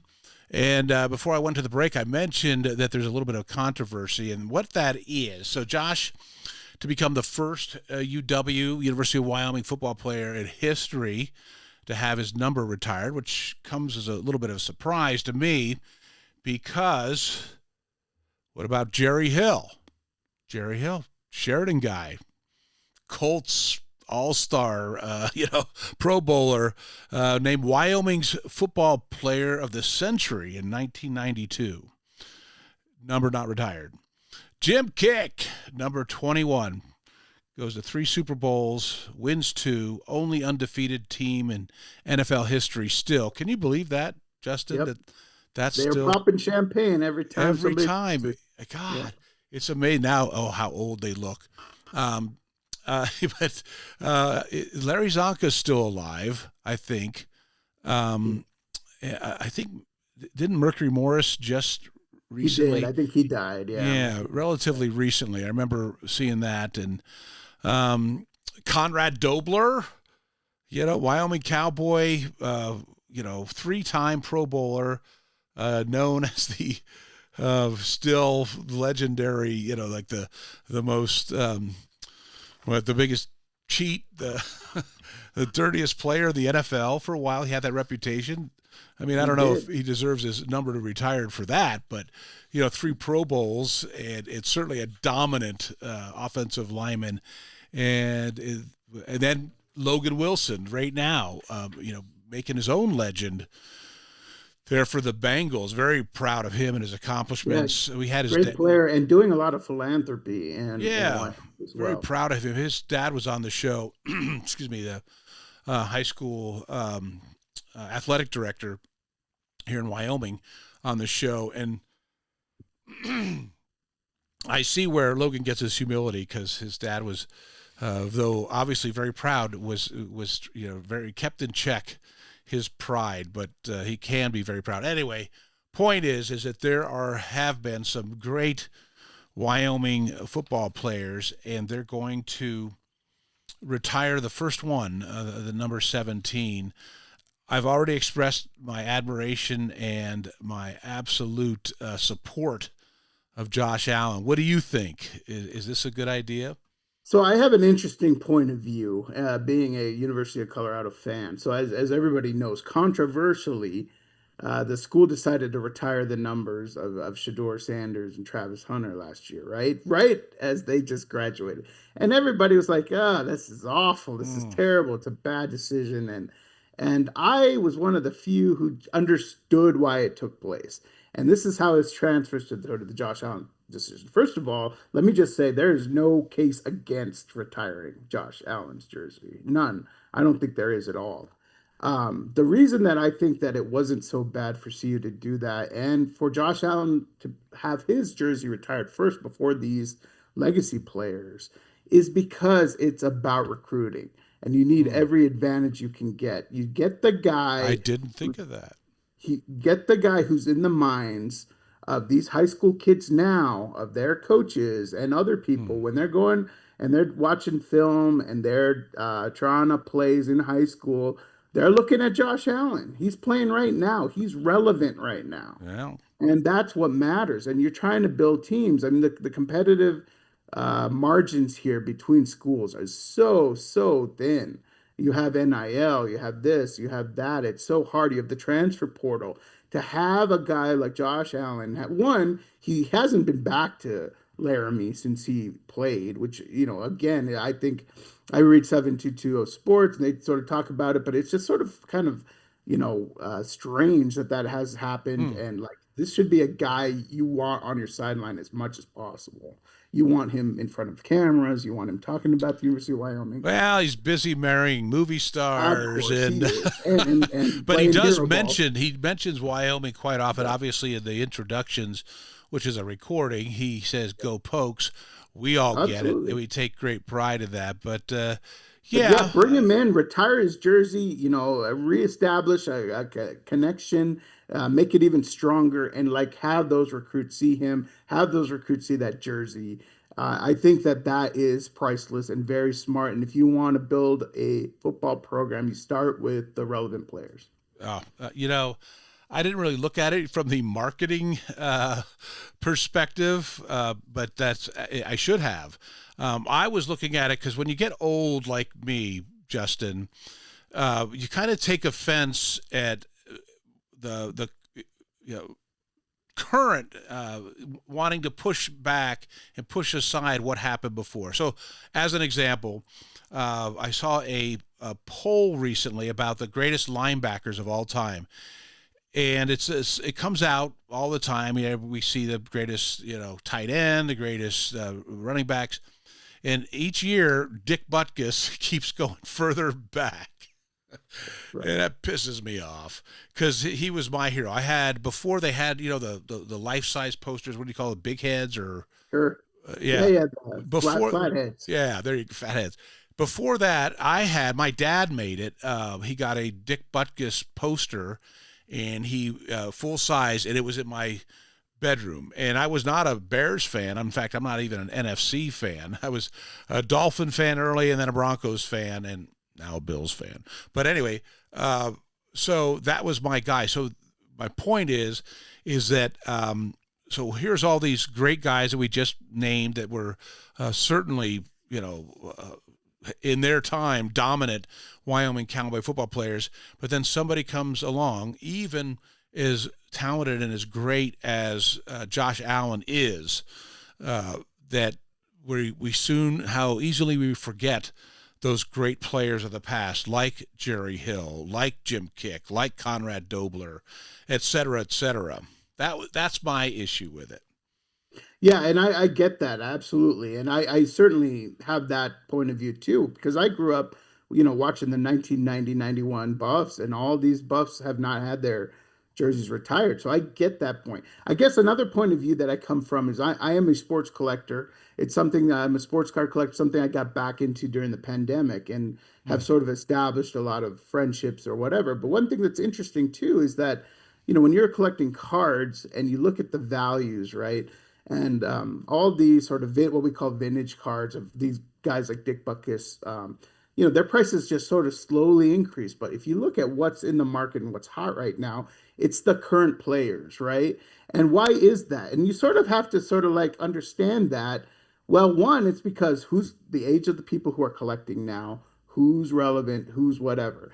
But I think that's sort of the same thing that I view with sort of the jersey retirement. Again, you're taking a player that's relevant right now, you're using it to market the university and things like that. But I also think that by doing that, it's also an opening for you to sort of reopen people, especially the younger generation, to understand the history of the University of Wyoming and the football players like, Kick and Conrad and all these guys.